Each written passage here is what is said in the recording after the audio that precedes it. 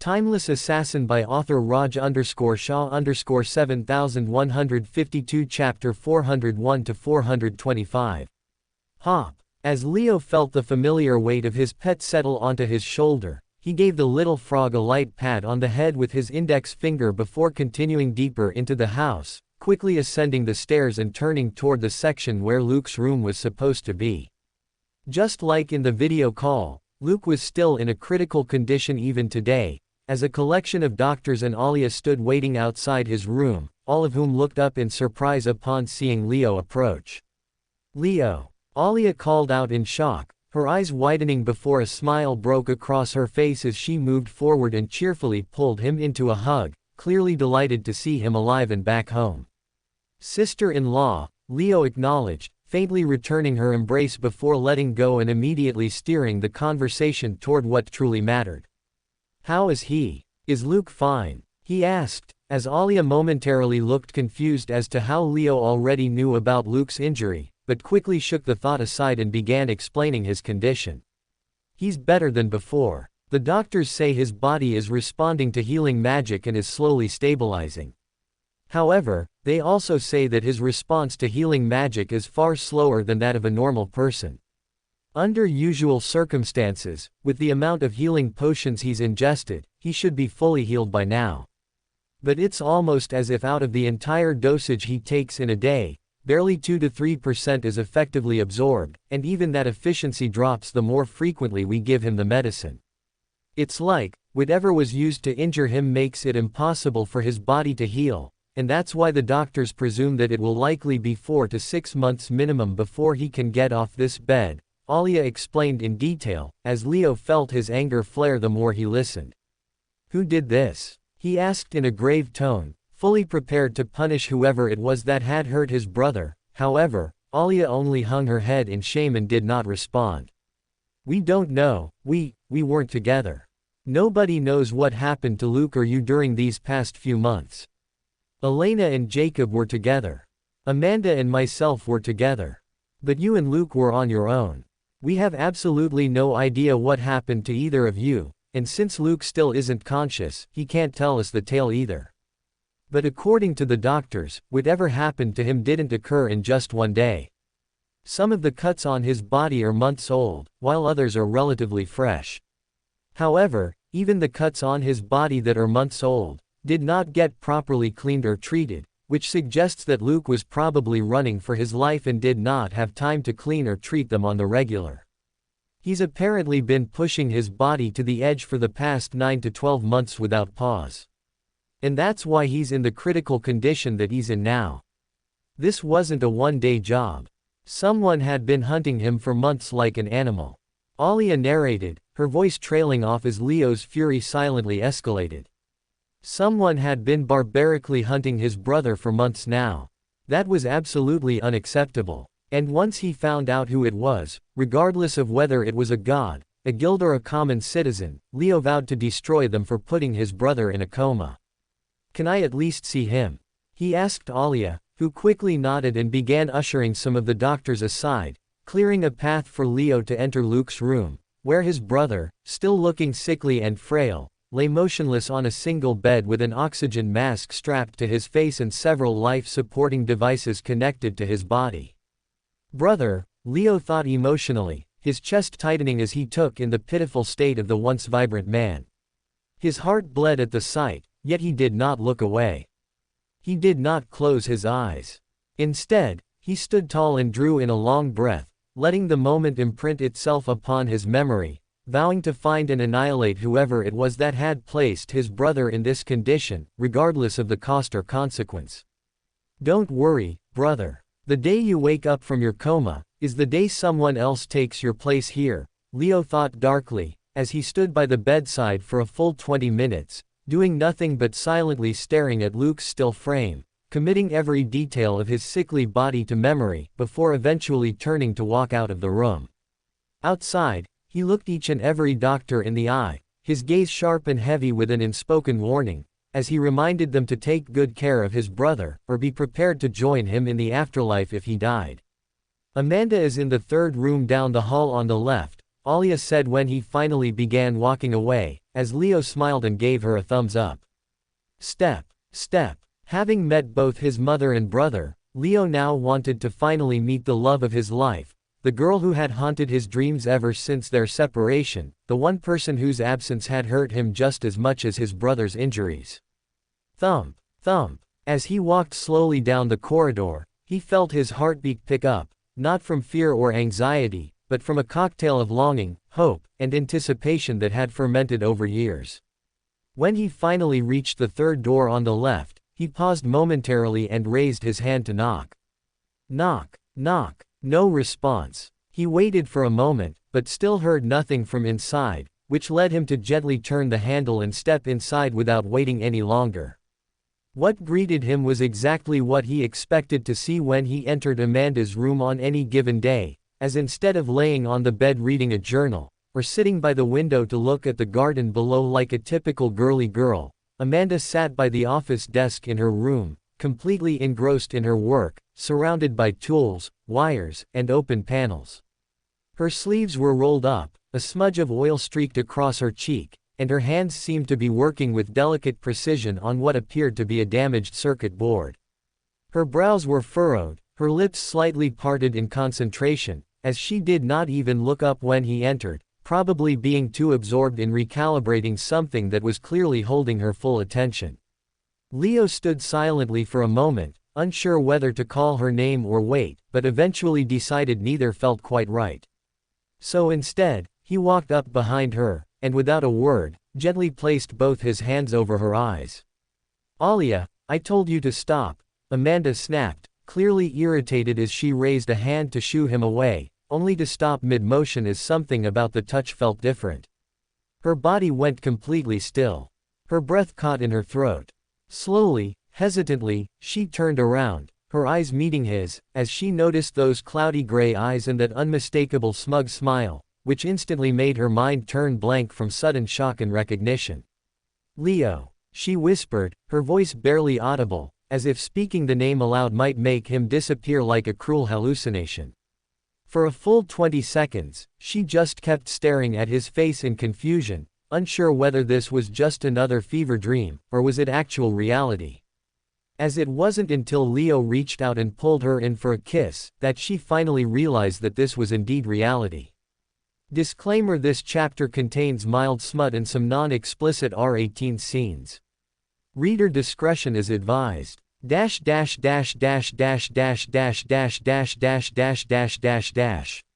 Amanda froze for just a moment, her breath catching as Leo's lips pressed against hers, softly at first, yet with growing intensity the longer they stayed in contact. Her hands trembled slightly as she gripped the edge of the desk behind her, feeling overwhelmed by the sudden rush of emotion. Their kiss deepened naturally and effortlessly, like a river returning to its course after years of drought. As enjoying the scene from Leo's shoulders, Dumpy nodded silently in approval. Ribbit, the Lord Father has indeed not forgotten the art of wooing the other gender. He's going straight for the choke to assert his dominance. A true man's man, Dumpy thought in approval, as he remained absolutely still so as to not disturb this private moment. Pant. Gasp. When Leo finally pulled back, Amanda remained frozen in place, her face flushed, her lips parted, her mind still catching up to what had just happened. Your eyes, she whispered, blinking hard as she stared into them. They've gone from black to gray. Why? She asked, as Leo simply chuckled and brushed a strand of hair behind her ear before leaning forward again, as he murmured just above her lips. So much has changed since the last time I saw you, but the one thing that hasn't is just how much I love you. He said in a corny way, before pulling her in for another kiss, as this second one was far from being as restrained as the first. Leo poured into this kiss every ounce of longing he'd buried over the past 2 years, every suppressed desire from that damn time-frozen world where he desperately wanted to be with her but could not, every late-night thought where he imagined her beside him and every second he had to endure without hearing her voice. The kiss hence turned ravenous, forcing Amanda to grip onto his robes for support as her arms and body balance weakened under the intensity. Pant. She gasped for air as they parted, leaning against him, breathless and dazed. "Oh my God," gasped, "air, I need air," she managed, her head spinning from the fervor of it all. But Leo didn't give her time to recover. With a sly smirk, he scooped her up in one smooth motion, eliciting a squeal of laughter from her as he walked her over to the bed and gently tossed her down. "Dumpy, go outside. Guard the door," Leo ordered, as, "Ribbit," came the sharp response. The ancient swamp frog obeyed his master immediately, leaping off Leo's shoulder with a smooth somersault, sticking to the wooden doorframe with his suction-like feet before pulling it shut behind him with a quiet click. "Nobody will loiter outside this door," Dumpy thought to himself, as he positioned himself on the top ledge of the door like a loyal sentinel, and stood guard there with unmoving determination. Meanwhile, back in the room, Leo's robes began to loosen, his movements slow and deliberate, as he looked down at Amanda, eyes smoldering with affection and desire. "I've missed you, so much," he said, his voice low, almost a growl. Amanda's breath hitched as she looked up at him, her chest rising and falling sharply from breathlessness, her cheeks flushed, and her eyes shimmering with excitement and longing. "I've missed you too," she said, as their bodies met once again, this time not in silence, but in the passion of reunion, stolen gasps, and whispered words that carried years' worth of bottled emotion. Fingers explored familiar territory with renewed reverence, as they rediscovered every inch of one another's presence. Their movements were fluid, sinking without effort, as though their bodies had been waiting for this reunion all along. Leo was slow at times, deliberate, teasing. Then other times, urgent, fervent, his kisses trailing from her collarbone to her stomach, as he whispered her name like a mantra between them. Amanda clutched the sheets, pulled at his hair, responded in kind with playful tugs and breathless challenges, giggling and gasping as they wrestled in the sheets, two lovers tangled in rediscovered intimacy, neither wanting to let go. Time melted. It wasn't just passion. It was healing. It was the reassurance that, despite everything they had endured, they still had each other and still loved each other, as any lingering doubts about whether their years spent apart had changed their dynamic melted away in that single act of passion. An hour passed, then another half. And finally, when they had exhausted every ounce of restraint, Amanda lay curled beside him beneath the soft sheets, her hair tousled, her cheeks glowing, a satisfied smile playing at her lips. Her body was heavy, her breath slow and steady as she melted into his warmth. Leo, however, barely looked tired. His body barely glistened with sweat, his arms wrapped protectively around her, his mind calm for the first time in what felt like forever. He kissed the top of her head, pulling her closer, one hand gently stroking her back. "Rest," he whispered. "I'm not going anywhere, I'll be right here when you wake up." Amanda nestled deeper into his chest, her hand resting over his heart, her body finally at peace. As for the first time in 2 long years, Leo finally felt his itch for physical and emotional intimacy fulfilled, as he truly felt like he was home again. This was worth everything I've endured so far. All the pain, all the loneliness, it was worth it for this moment. How silly was I to ever wonder if Amanda would still love me when I returned. How foolish was I to doubt whether she'd still want me after all this time.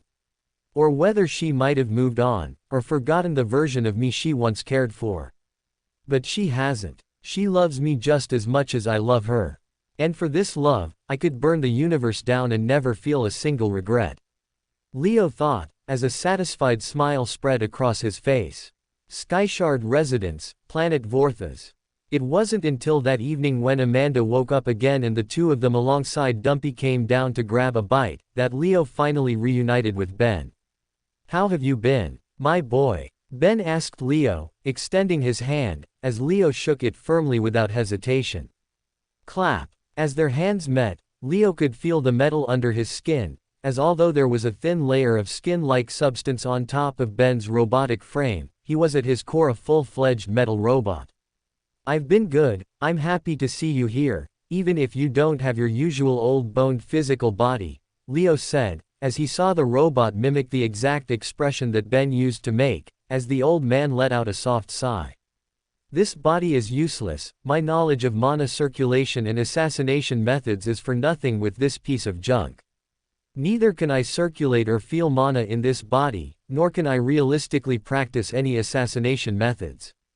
Hell, I can't even walk quietly or sneak up behind someone, for a couple hinges inside me will always squeak as I move.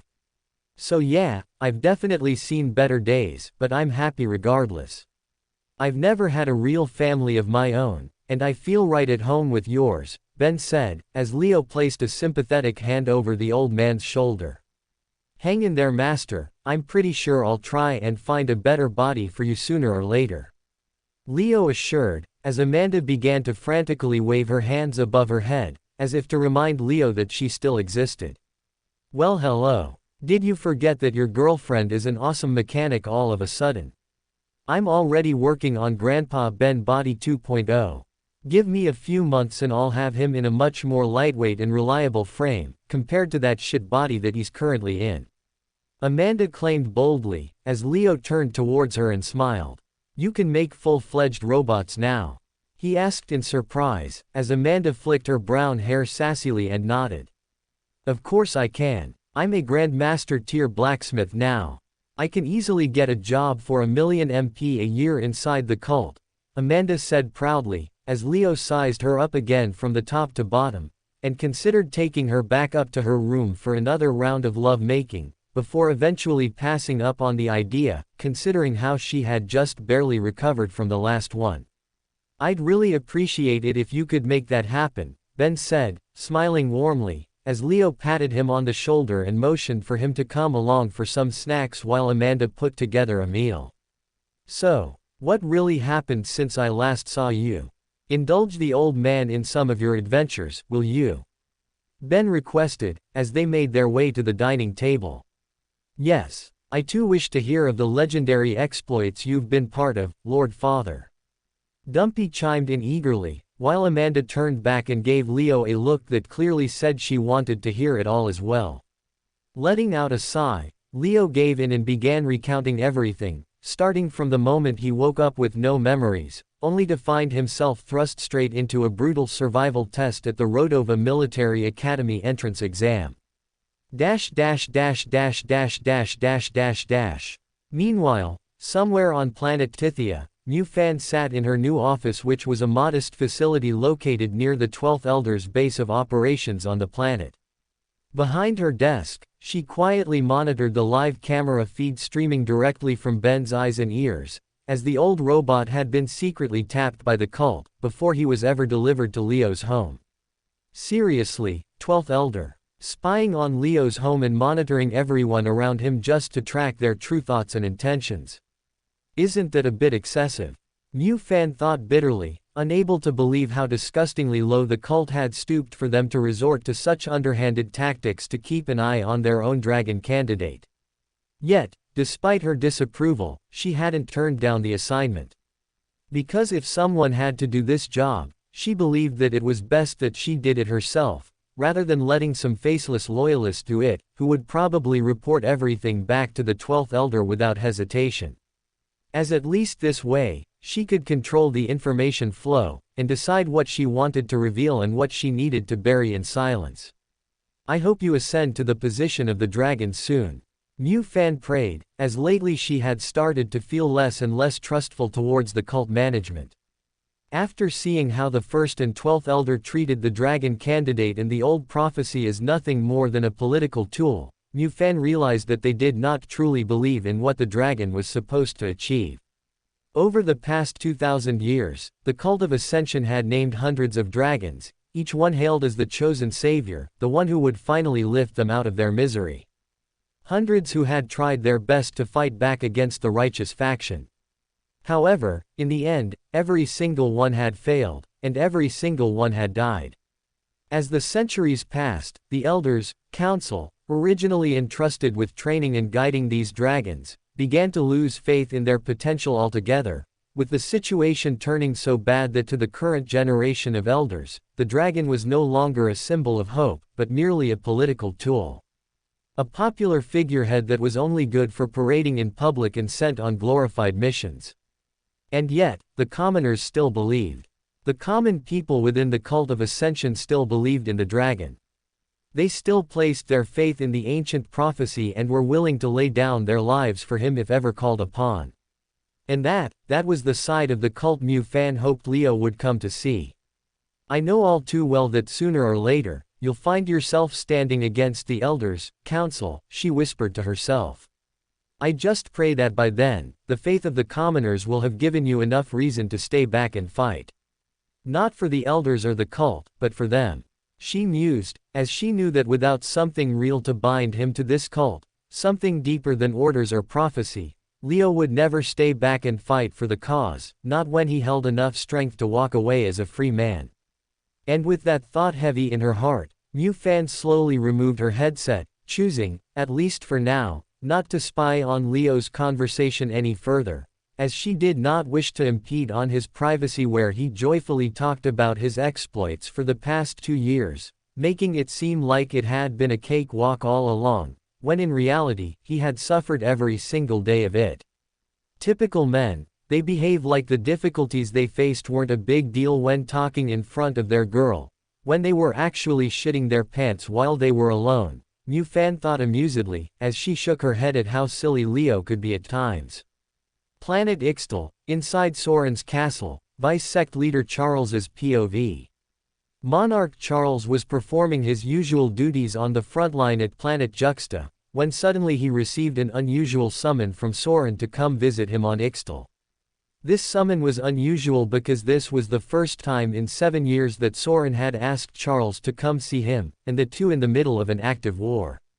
The two sat in the castle's living room, with Saurin violently coughing every 2 minutes, as if he were mortal suffering from a pretty severe case of the common cold.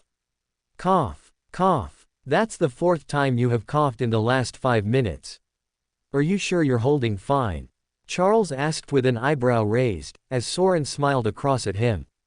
What does it matter what I say? Regardless of whether I say I'm fine or not, the condition of my body is not going to improve or deteriorate. I am what I am, and I'm alive for now, Saurin replied, as instead of giving Charles a straight answer, he spoke in his usual riddles. Sigh. Sighing deeply, Charles shook his head from side to side. Nothing seemed to have changed in the last 7 years since the two of them sat together right here in this living room and had their big quarrel about the future of the cult. Since that day, neither had sought the other out to talk about reconciliation, until today when Saurin suddenly called for him. You know, you might get away with saying all this mysterious shit to the Elders, but I'm not a fucking politician, Charles said, as he put his feet on the tea-set table in front of him and pulled a cigarette out of his pocket.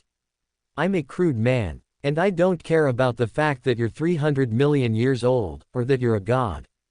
You will talk to me in simple words, or else I'm going to blow you smoke kisses for every question you ask me, Charles said, as he lit up his cigarette and took a deep drag, before blowing the smoke straight at Saurin's face, who coughed again because of it.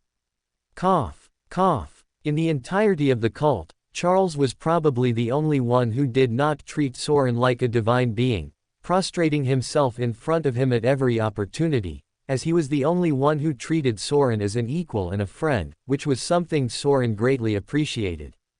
I'm not fine, Charles, I'm dying. I think I'll become incapable of producing god-tier strength in about 50 years and semi-divine strength in about 150 years. After that I'll be no stronger than a monarch and will succumb rapidly to my injuries in 20 to 30 more.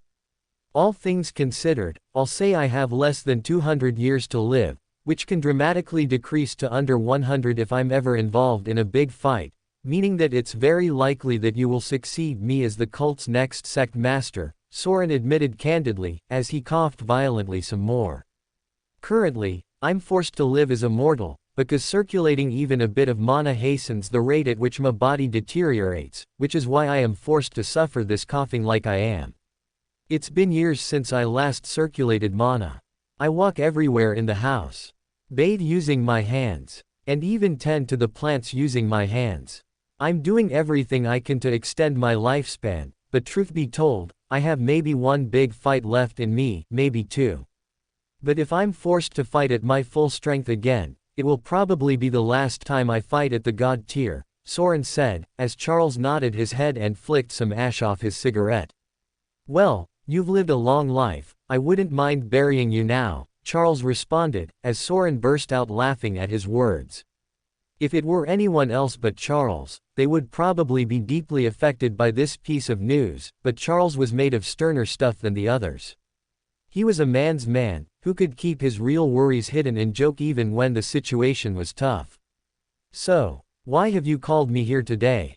I hope it's not just to rant about your old age," Charles asked at last, as Saurin smiled and pointed towards the sky. "The clouds of fate have started to thicken over planet Vorthus for the past 2 days. I can notice the change even from here. The arrival of the new dragon candidate has caused quite the stir." Saurin began, as Charles raised his eyebrow in confusion. "The new dragon candidate, he's been marked by an ancient god for theft. On both his hands he carries the mark of Zonrock, which makes the clouds of fate always hover above his head," Saurin explained, as Charles took a deep inhale of his cigarette and blew it straight at Saurin's face to show that he did not understand a thing he was saying. Rolling his eyes, Saurin changed the tangent of his explanation as he said, "Basically, the new dragon candidate that the First Elder is grooming, I want you to go pay a visit to him. If possible, I want you to take him under your fold immediately, and keep him as close to you as possible. I want you to become his master," Saurin commanded, as Charles became visibly agitated by this request. "You know damn well I'm no babysitter," he protested. However, this time it was Saurin who raised his hand in anger. "Either have the patience to understand the reason behind my command when I try to explain it to you, or accept it blindly. You can pick only one," Saurin said in a stern tone, as Charles shook his head in dismay. "All right, tell me why I must take this boy under my fold," he said, as Saurin controlled his anger and restarted his explanation yet again. "You need to take him under your fold because, while the modern gods won't take the mark on his arm seriously, if he ever comes across gods like my brother Caliph, the deceiver Morris, or the berserker Helmuth, those guys will never let him live in peace if they come to know that he has been in contact with Zonrock. Him having that mark is like having a wanted sign plastered across his neck, and my visions tell me that the only way he survives an encounter with those three is if he is trained by you. That boy is special, Charles. The threads of fate weave their pattern around him. I haven't seen fate swirl around someone quite like this since my father," Saurin explained, as Charles stared at him with a blank expression on his face.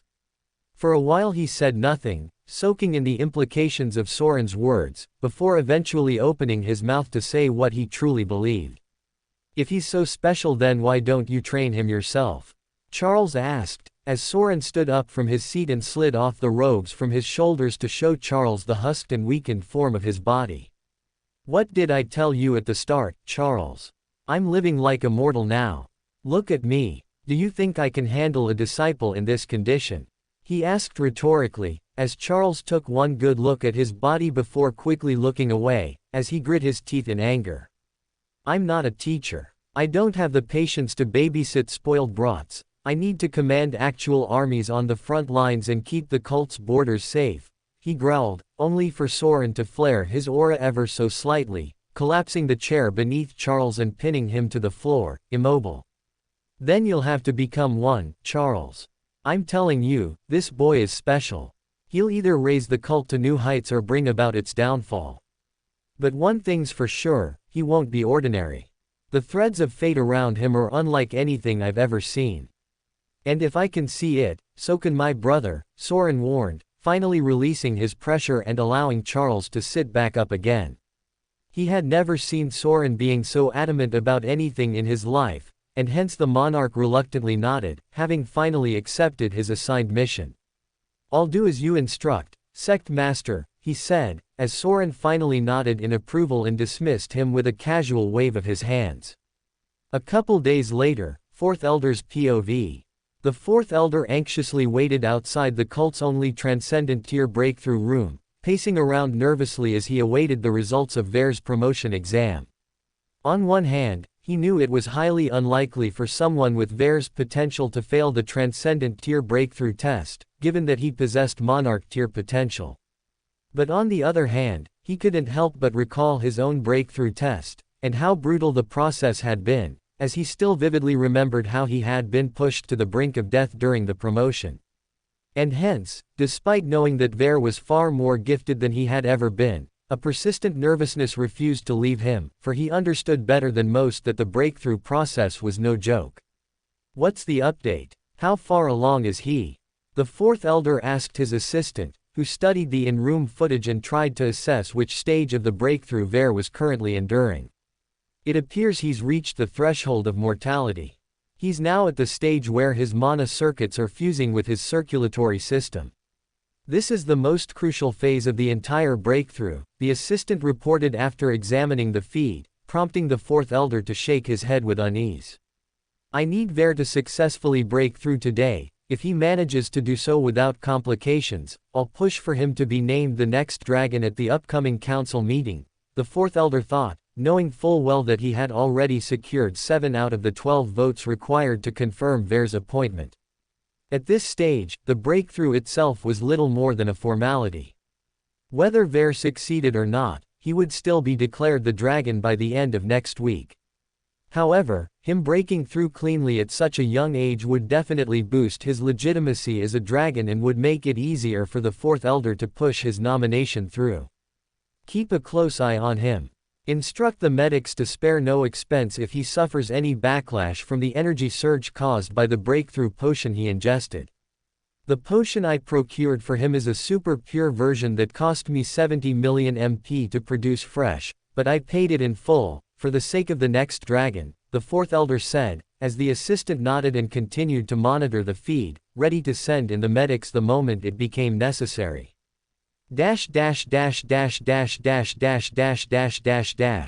Meanwhile on planet Vorthas, Leo's POV. It was a rare evening of quiet warmth in the Skyshard Manor gardens, the kind Amanda liked best, as Leo walked beside her with his fingers loosely intertwined with hers, letting her talk about the rose hybrids she had recently planted here. Amanda's voice was soft and filled with joy as they strolled past the stone fountains and swaying lantern vines. Leo did not interrupt her. He liked it when she spoke like that. Because on some level, her voice had the strange ability to remind him that there still existed things worth protecting in this universe that weren't forged in steel or born for war. But then, it happened. A thin, almost invisible wisp of red danced past the edge of his perception. Barely there, yet unmistakably laced with killing intent so cold and refined, that his entire body reacted before his mind could catch up.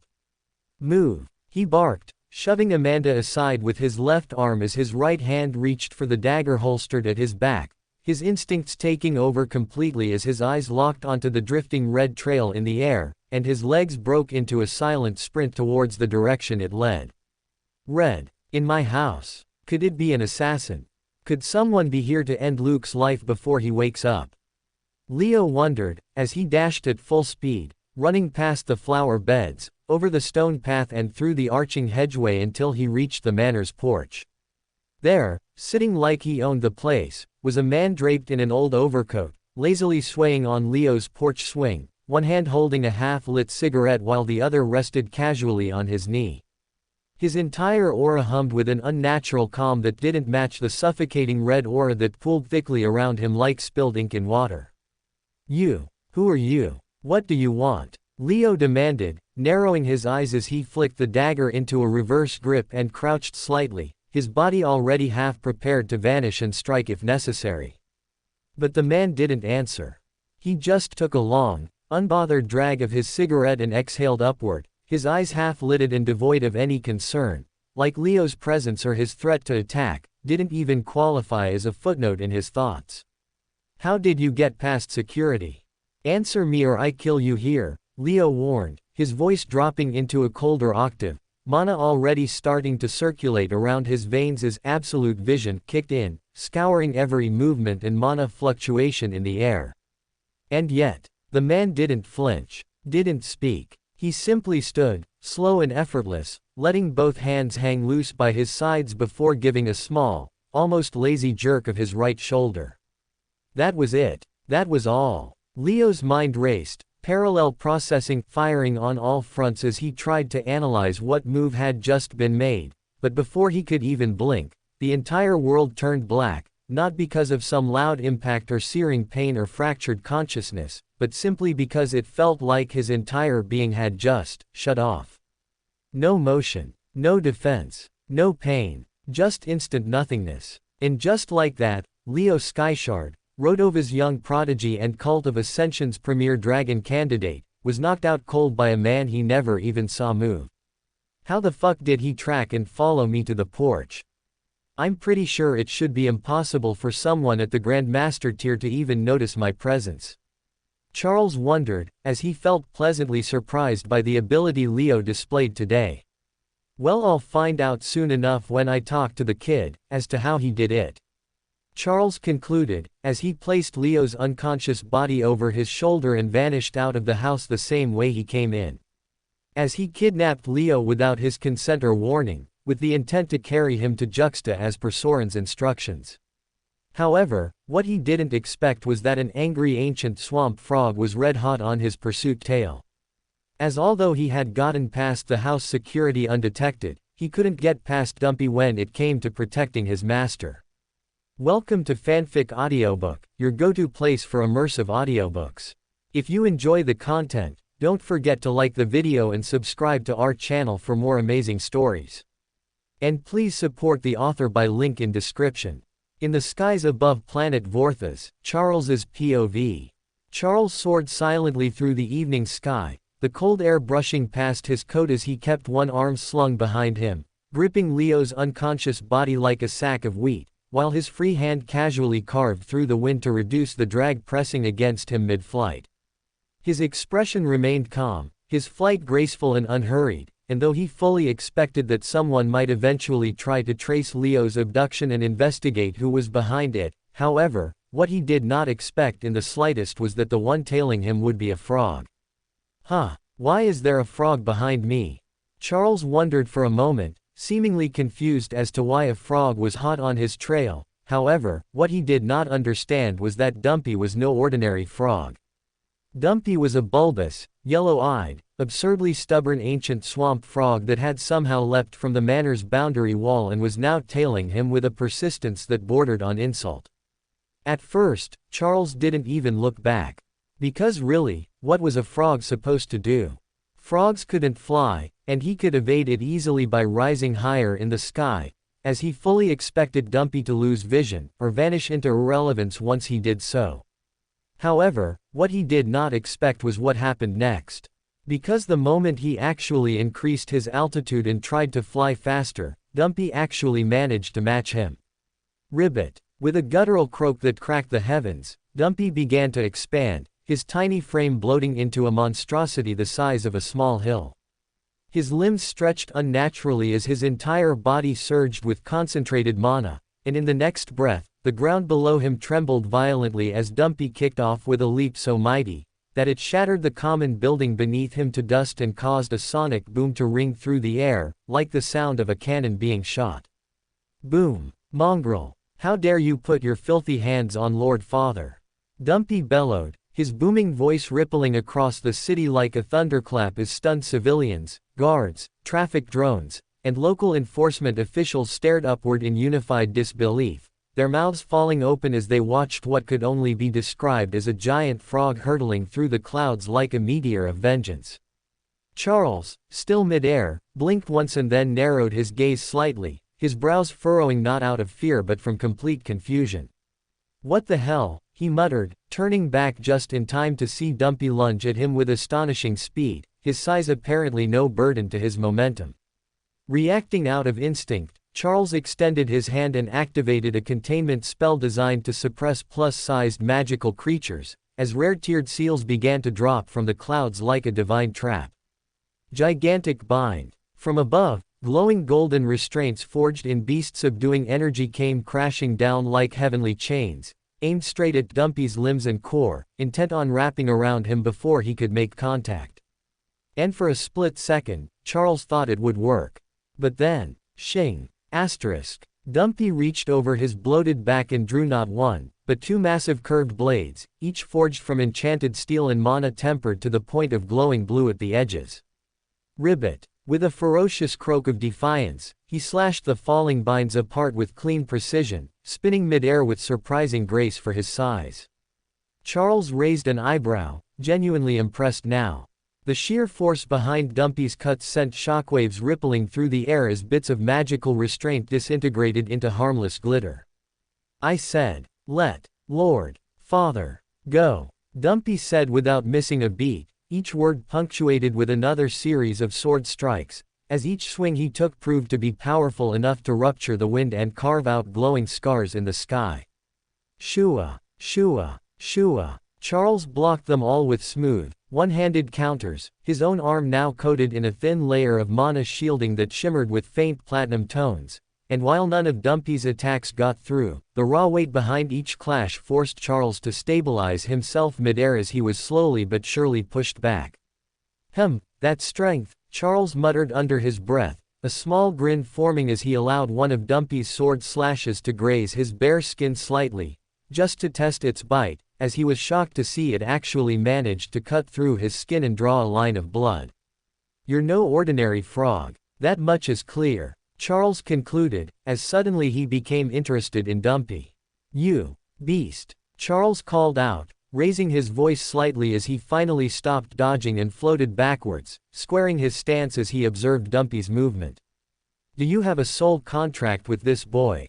he asked, but Dumpy didn't waste time answering. He let out a snarl and vanished in a blur of movement, aiming both blades at Charles's neck without hesitation. "I'll take that as a yes," Charles muttered as he sidestepped the blow at the very last moment, twisted slightly, and placed 2 fingers on Dumpy's swollen temple. A flash of gentle energy pulsed through him, and in the blink of an eye, Dumpy's massive body seized up, his blades slipping from his fingers as his limbs twitched once before collapsing, his monstrous form shrinking rapidly until the tiny, grumpy frog was all that remained, still radiating defiance even as unconsciousness claimed him. Zoop! Charles caught him mid-fall with his other hand and looked down curiously at the unconscious frog, now barely the size of his palm. "You'll make for a nice sidekick for the boy," he murmured, slipping Dumpy into the inner pocket of his coat as he resumed flight, his mind still slightly unsettled by the surreal experience. Because in all his years as a soldier for the cult, in all his missions across planets and realms, never, not once, had he been chased across the sky by a frog wielding twin blades and screaming about paternal kidnapping of a human. As for the first time in a long while, Charles chuckled at the sheer absurdity of the situation. What a wild duo, he mused, as he continued with his journey to the Hangar Bay area. Planet Juxta, Leo's POV. Lord Father. Lord Father. Leo heard a familiar voice echo faintly in the distance, distorted like it were traveling through water, as he slowly drifted back to consciousness, his vision still blurry and his body feeling impossibly heavy. Lord Father. Lord Father. Dumpy's voice rang out again, louder this time, more urgent and high-pitched, as Leo finally snapped out of his stupor and took note of his immediate surroundings. "The fuck? Where am I? Who the hell knocked me out?" he wondered, as he found himself in an unfamiliar room, that had no immediate threats, but was alarming in its own way. The room, though not overtly dangerous, felt deeply uncanny, as it was completely plain from edge to edge, with no hint of texture or design. There were no doors, no shutters, no markings on the walls, nothing at all to indicate how one could have entered or exited the space, which made the question of how Dumpy and he had ended up here a mystery in itself. The only source of natural light came from a small, metal-grated opening high near the ceiling, roughly 40 feet above, beyond which lay nothing but the dark night sky. The only other creature present within the room apart from him was Dumpy, who sat a few feet away, tightly bound in what appeared to be reinforced mana rope, his bulbous form wrapped in a thick, suppressive jacket that clung to his slimy skin like a prison of its own. "The smoking man goddess, Lord Father," Dumpy said nervously, eyes twitching as he struggled inside the bindings, his tone trembling with guilt and fear. "He kidnapped and restrained both of us in this cursed, empty chamber. I woke up before you did, and I confronted him when he was still here, just sitting there, smoking, and mocking us." Leo remained silent, his jaw clenched as he tried to move, only to realize he couldn't even twitch a single muscle. From his shoulders down to his ankles, he was bound in mana-restricting threads so tightly wound they didn't just limit movement, they completely erased his ability to absorb ambient mana from the air. Only his heels and jaw retained some freedom as apart from those two muscle groups, he could not move or bend anything. The smoking man said. Dumpy continued, he said these were unbreakable bounds, and that we must figure out a way to escape this room in the next 24 hours. Or when he returns, he'll whip us both with 100 lashes each. Leo blinked. Then blinked again. The fuck? His mind raced, trying to wrap itself around the absurdity of the situation, but no matter how many possibilities he ran through, whether they be infiltration, sabotage, hostage conditioning, or even prison escape training, none of them explained what kind of lunatic would go to this extent just to throw him into a sealed-off room with his frog and leave them there with a time limit to escape. What the fuck is the cult up to now? Leo mused out loud, as he wondered if one of the two old foggies he met on planet Tithia were behind this whole idea. If the foggies did this, I'll break their teeth when I get the chance, Leo muttered to himself, as clenched his jaw and tried to activate Mirror World, hoping to summon a clone and at least use it to untie the bindings, but the moment he tried to circulate mana inside his body, he felt an invisible pressure snap down like a vice, canceling the flow before it even reached his core. So the bindings on my body are not just preventing me from absorbing ambient mana from my surroundings, they're also preventing me from circulating internal mana to activate spells.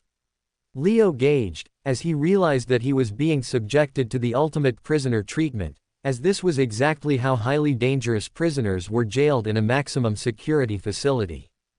To make matters worse, Dumpy, who normally could melt solid stone just by rubbing his toxic skin against it, couldn't do a damn thing about his own bindings either, as the jacket wrapped around his body wasn't just for containment, it was lined with an acid-neutralizing gel that clogged his pores and prevented him from secreting any acid at all.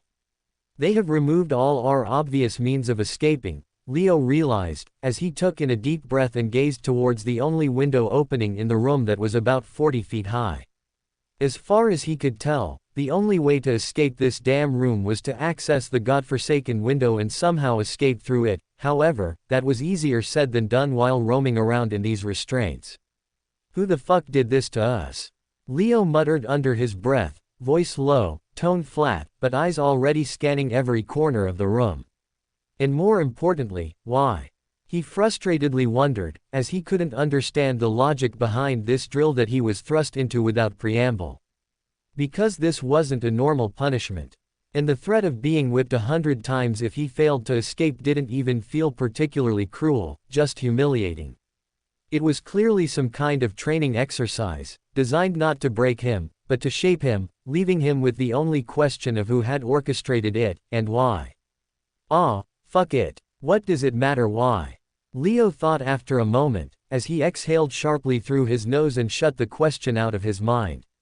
He wasn't going to sit around for a full day just to find out who it was that was screwing with him, as whether or not someone wanted him to try and escape was irrelevant, because now that he was fully conscious again, he was going to try.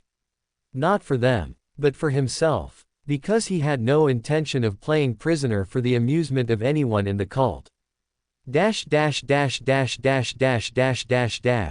Meanwhile, somewhere on the Juxta military base, Charles thought about how in the future, if Leo was ever captured by the righteous faction, this was going to be the exact type of prison setup he would most likely find himself trapped in.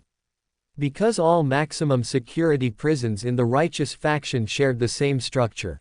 Sealed cells with no slits, no doors, and suppressive bindings that left prisoners without food or water for up to 14 days, which was exactly why he believed it to be the perfect challenge to begin Leo's training, because if Leo was destined to live a dangerous life carrying out missions within the righteous faction, then Charles believed that it was critical that he learn how to break out of the various prison systems found within the righteous faction, for the sake of his own future preparedness. There's nothing quite like first-hand learning. Also, it saves me a lot of training time. I'm technically teaching him, while also being fully devoted to my role as a battlefield commander.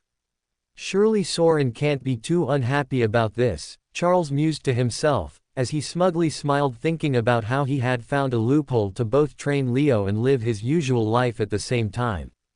Planet Juxta, Leo's paw, the prison room. Leo exhaled slowly through his nose as he began to map out the prison room in his mind. He roughly calculated the length of each wall using eye measurements and instinct, his gaze tracing the perfectly symmetrical layout while noting every crack, every curve, every microscopic inconsistency, to arrive at the conclusion that the room he was in was a 40x40x40 prison cell. "All right, Dumpy, listen up," he said, as he came up with a rudimentary plan of escape. "I think there's a high chance that there may be a hidden trapdoor or some sort of perfectly sealed entry door somewhere in this room, so if we roll gently and trace every inch of the ground with our weight, we should be able to ascertain if there are any tiles that feel off, anything that sounds hollow or gives off a vibration that's different from the other tiles. That is what we want to be looking for," Leo instructed, as he himself began gently rolling on the ground. "Yes, Lord Father," Dumpy replied with noble determination, feeling eager to follow in Leo's lead, before immediately fumbling his first roll and flopping sideways like a sack of wet towels. "Don't worry, Lord Father, I will scan this forsaken prison with my mighty body," Dumpy said, as he began to violently roll with all his strength as if he was participating in a rolling race. Sigh. Leo sighed. "Don't scan it all at once, you idiot. Roll slow." "Understood, Lord Father," Dumpy huffed, as he began to rotate in short, deliberate arcs, inch by inch, belly dragging across the floor while his jacket made soft scraping noises. For a while, the duo silently mapped the floor, nobody saying a thing, until it was Dumpy who once again broke the awkward silence. "You know, despite everything, I must say, I'm kind of happy right now," the frog began, as Leo raised an eyebrow, clearly confused by his claim. "Happy at being captured? Are you a masochist?" Leo asked, as Dumpy shook his head in denial. "I mean, I'm happy to be alongside Lord Father again, even if it's in such pitiful circumstances.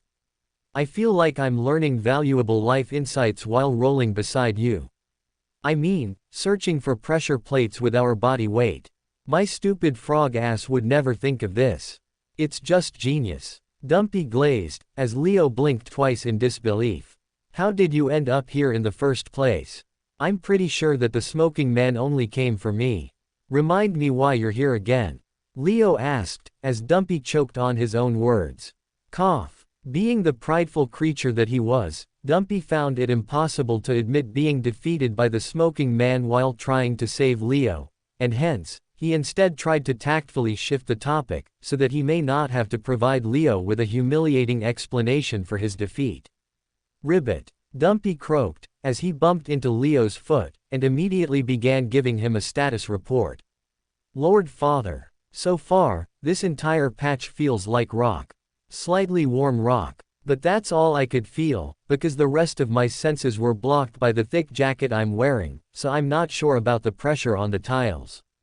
Leo closed his eyes. Fantastic. 10 full minutes passed. Leo tracked Dumpy's movements as the frog diligently rolled in his absurdly restrictive coat from one side of the room to the other, muttering personal commentary the entire way. Northwest tile. Solid. Northeast quadrant. Also solid. This place literally feels the same from edge to edge. Eventually, Leo managed to cover the entire area of the floor thoroughly, and there wasn't a single tile that gave way, not a vibration, not a creak, not a scrape of something mechanical. It was all seamless stone.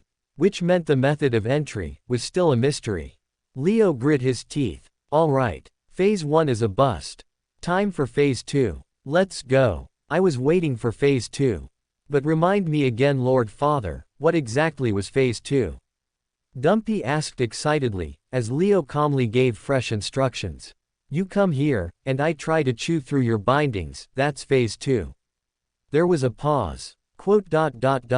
"Genius as always. I have a lot to learn from your glaze later, Dumpy. Get over here first," Leo said, as Dumpy obeyed without hesitation, slowly rolling his body like a weighted bowling ball toward Leo's face, overshooting his angle on the first try and missing completely, bumping against Leo's knee instead. Okay, hang on, I tilted too far. Reverse roll. Reverse roll. Dumpy panicked, spinning awkwardly until he landed upside down, his belly wiggling like a turtle flipped on its shell. Leo stared. What the hell are you doing?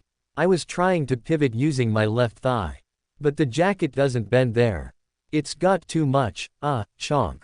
Eventually, after enough wobbling and cursing, Dumpy finally managed to position the edge of his binding near Leo's mouth. Leo took a breath, opened his jaw, and bit down, but it felt like he was trying to gnaw through tempered alloy.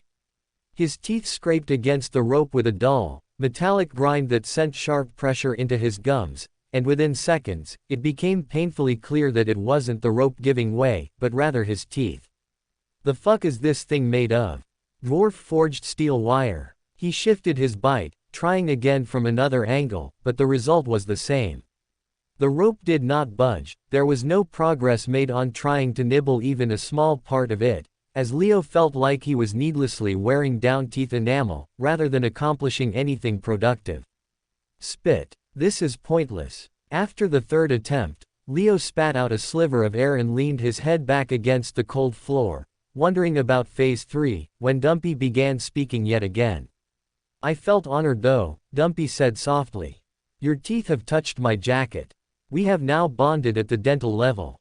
Shut up, Dumpy. Yes, Lord Father. A few hours later, the Juxta military base, Planet Juxta.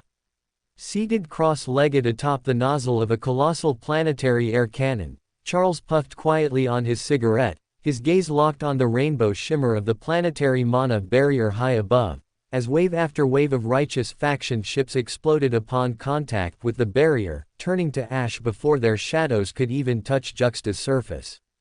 The war had long since lost its novelty. Each day was the same as the last, with a few thousand enemy ships hurling themselves at the barrier in predictable formations, hoping to probe for weaknesses that didn't exist, while the handful that managed to survive the barrier's burn were instantly shredded by the thousands of air cannons spread across Juxta's ground defense, their bolts firing in perfect synchronization with cold, unfeeling efficiency. Charles didn't even blink at the destruction of a ship anymore. He just watched, one hand resting on his knee while the other brought the cigarette to his lips, as the smoke curled around his face and rose into the sky, vanishing into the endless clouds above. Commander Charles. Commander. The voice cracked through the air like an annoying gust of wind, as Charles tilted his head slightly, eyeing the approaching soldier before narrowing his gaze toward the man's shoulder straps and lazily noting the rank. Yes, Lieutenant. What urgent news do you bring that couldn't wait until the next smoke break? Charles asked, his tone void of urgency, as the younger officer landed beside him, clearly flustered and sweating under the collar of his uniform. The First Elder and the 12th Elder. The lieutenant blurted, pointing westward in a frantic motion. They've arrived in person, sir. They're beyond the demilitarized line and are requesting your presence at once.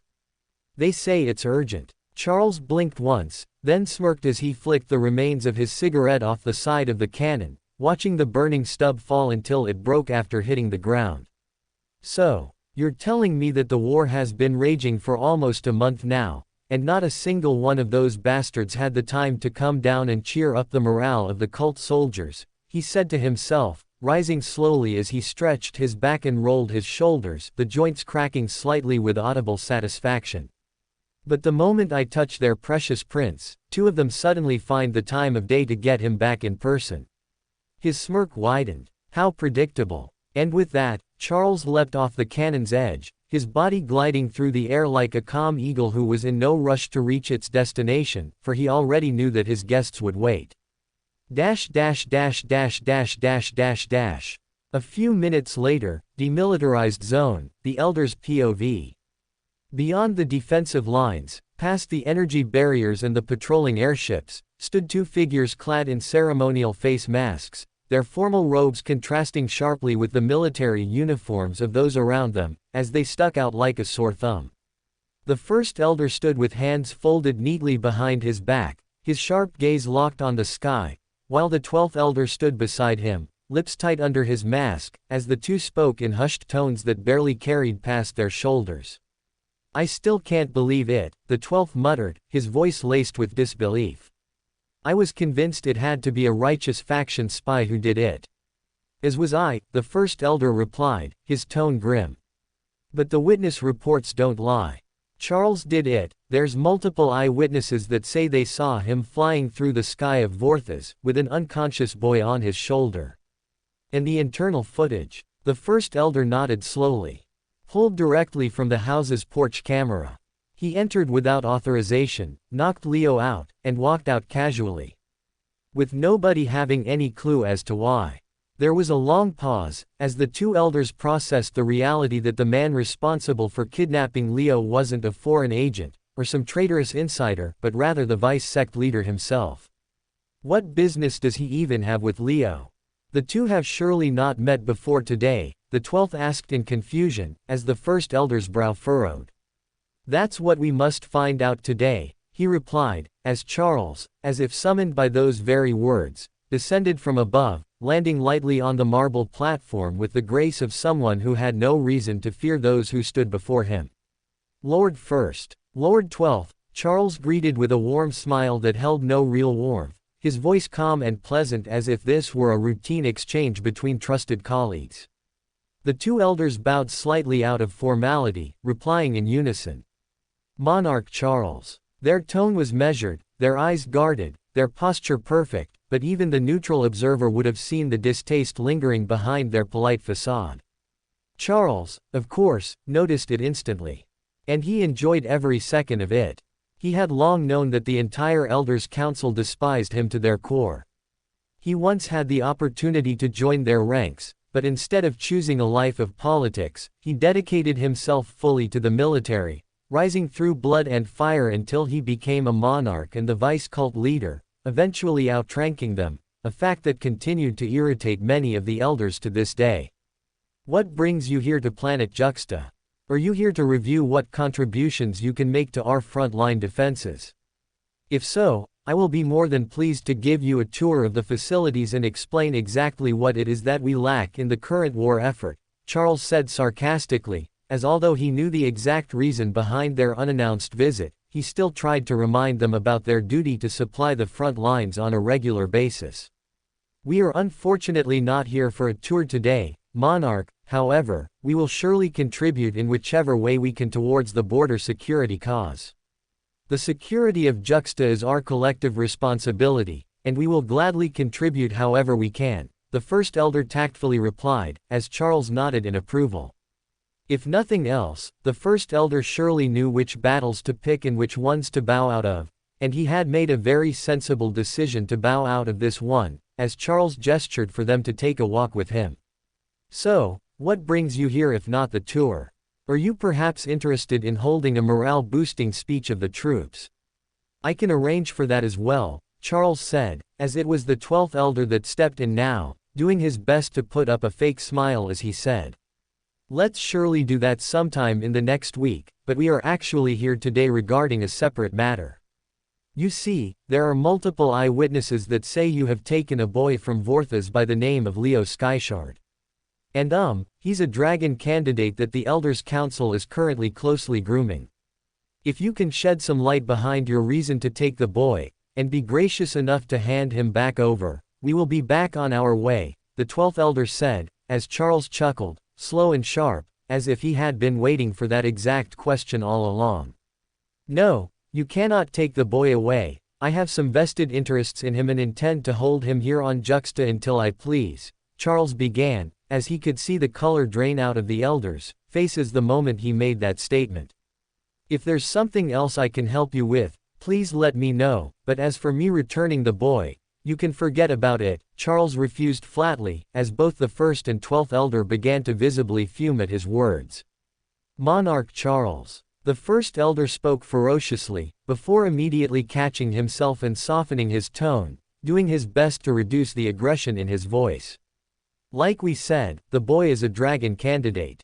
You're required by cult law to allow the Elder Council to train him. You cannot simply hold him here at your whim, the first elder protested, as Charles chuckled out loud at his words. And what if I say no? What are you going to do about it, Mavern? Are you and Noir going to team up and beat me into submission? Do you even have the capability to do so? Charles taunted. As for a second, the tension in the air seemed to reach its peak. Nobody was allowed to refer to the cult elders by their names, as their real names and faces were only known by very few. However, Charles dared to defy that rule casually. Ha ha ha, I'm kidding, don't tense up under that mask of yours, come on, have some humor, Charles joked, as he slapped both of them playfully on their backs and urged them to continue walking with him. I know the cult law, and I know the current political climate as well. The law says that the dragon is to be trained by the Elder Council, not a dragon candidate, and last I checked, your precious council hasn't named the boy as one. I also know that the boy isn't the only one who can become the next dragon. The sneaky fourth is raising a candidate of his own, Charles said lazily, as he displayed his knowledge of both the cult laws and the current political environment. I know you think that I do not understand politics, Mavern, but I know a few things here and there. I know that you're losing influence within the council, and that this boy is your tool to consolidate power once again. But truth be told, I find the whole idea of you and your council using the dragon over the centuries as a tool to appease the masses and give them hope is something utterly spineless. If you were a real leader, you would go alongside the dragon on the same death missions that your council sends him to complete. But you're not one, are you? You're just a spineless coward, just like every other elder in the council, this young buck noir included. So, no, you're not going to take the boy away until he's named dragon, and you can cry about it to anyone you wish, and it'll still change nothing. Saurin told me to train the boy, and last I checked, both he and I outrank your authority within the cult, Charles said, as he stunned both the first and 12th elder to silence. Lord Saurin personally took notice of the boy and asked you to train him. The first elder asked in doubt, as he had no clue as to when this development took place. Of course he did. You think I have time to visit some distant planet like Vorthas otherwise? Saurin summoned me for the first time in 7 years, and the 2 for this brat. I don't understand what he sees in him, but I guess I'll find out with time, won't I? Charles said, as he turned and faced the 2 elders while puffing his cheeks, crossing his eyes, and making exaggerated pouts, as he waved them goodbye. I know it breaks your heart, but you can go fuck yourself, Mavern. The boy's staying with me. You can instead use that time and energy to send me supplies here on the front lines, and I'll appreciate that greatly. Maybe if you do enough, I'll give you day visitation rights to meet the boy. So do your best to please me, Charles said, as he blew the 2 goodbye kisses before waving at them again in his usual, irritating fashion. Go, your time here is done, he said, as the 12th elder's face began to contort with frustration under his mask. This was his first time personally dealing with the monarch, however, he finally understood now as to why the man was called a giant asshole by everyone inside the council. The man clearly had a talent for annoying others. However, despite his annoying actions, the first elder did not snap or verbally curse him, as he simply bowed his head in respect before leaving. Thank you for your time, monarch. I will come retrieve him later then, he said, as he tugged at the 12th elder's arm and turned to leave. Pretentious fuck. He clearly hates me, but won't say it to my face. That's why I hate snakes like him, Charles thought, feeling annoyed, as while he would have laughed and reveled in the face of curses, had Mavern actually spoken his mind before he left. Him bowing so politely irritated him to no end.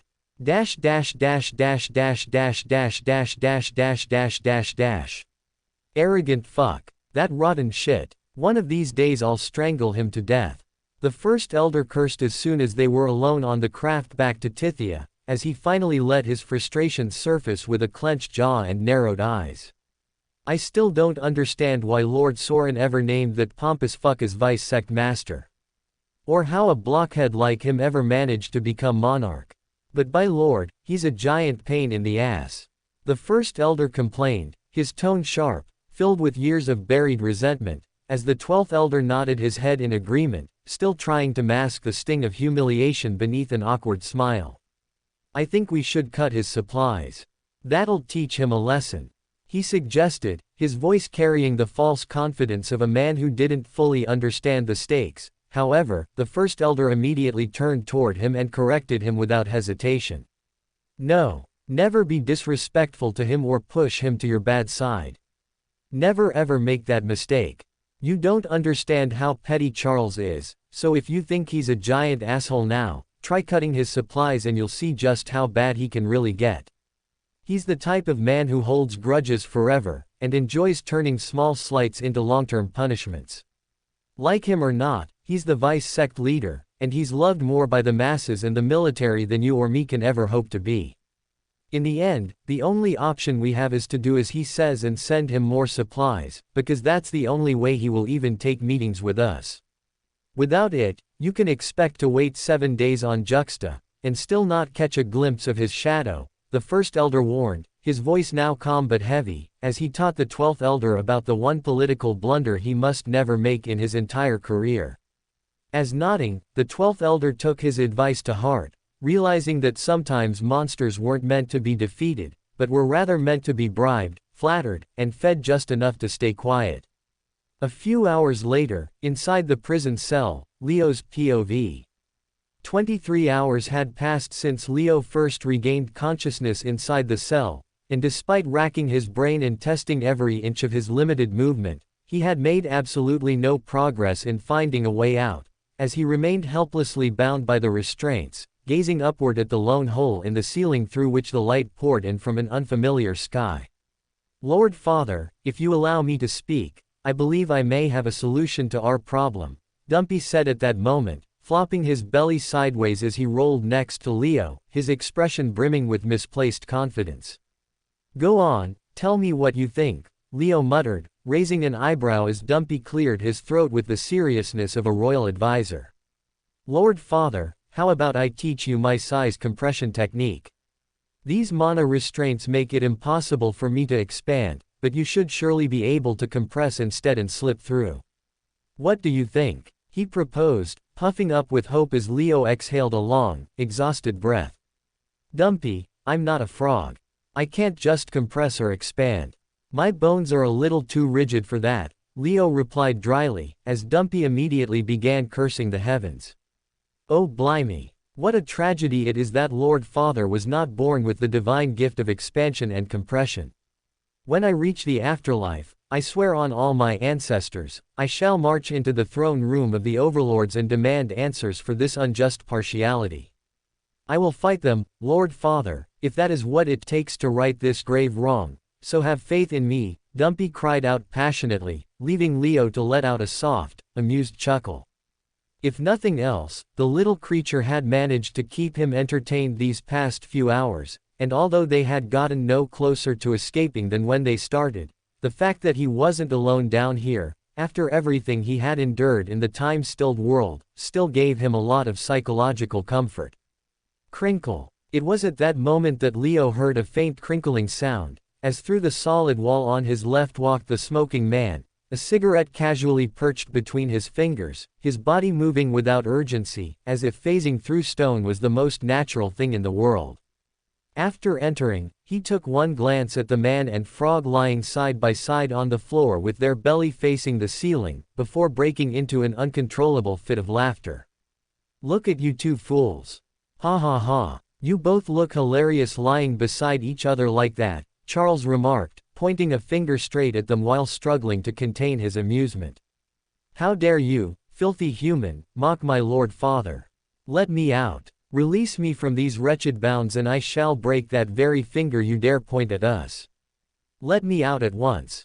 Dumpy roared in outrage, thrashing against his restraints with every ounce of strength he could muster, though his efforts proved entirely futile. In contrast, Leo remained still and composed, his gaze locked firmly onto the strange man, as he quietly attempted to gauge his strength. I can't sense anything from his aura, he looks completely mundane to me, almost like a mortal, but there's no way he actually is one. There's no opening in the wall he just walked through, and yet he moved through it without resistance, like it didn't even exist. He's definitely a high-tier warrior, maybe even a monarch, Leo thought, as he decided to choose his next words carefully instead of speaking rashly. Who are you? And why am I bound like this? I haven't committed any crime under cult law, so why am I being held here?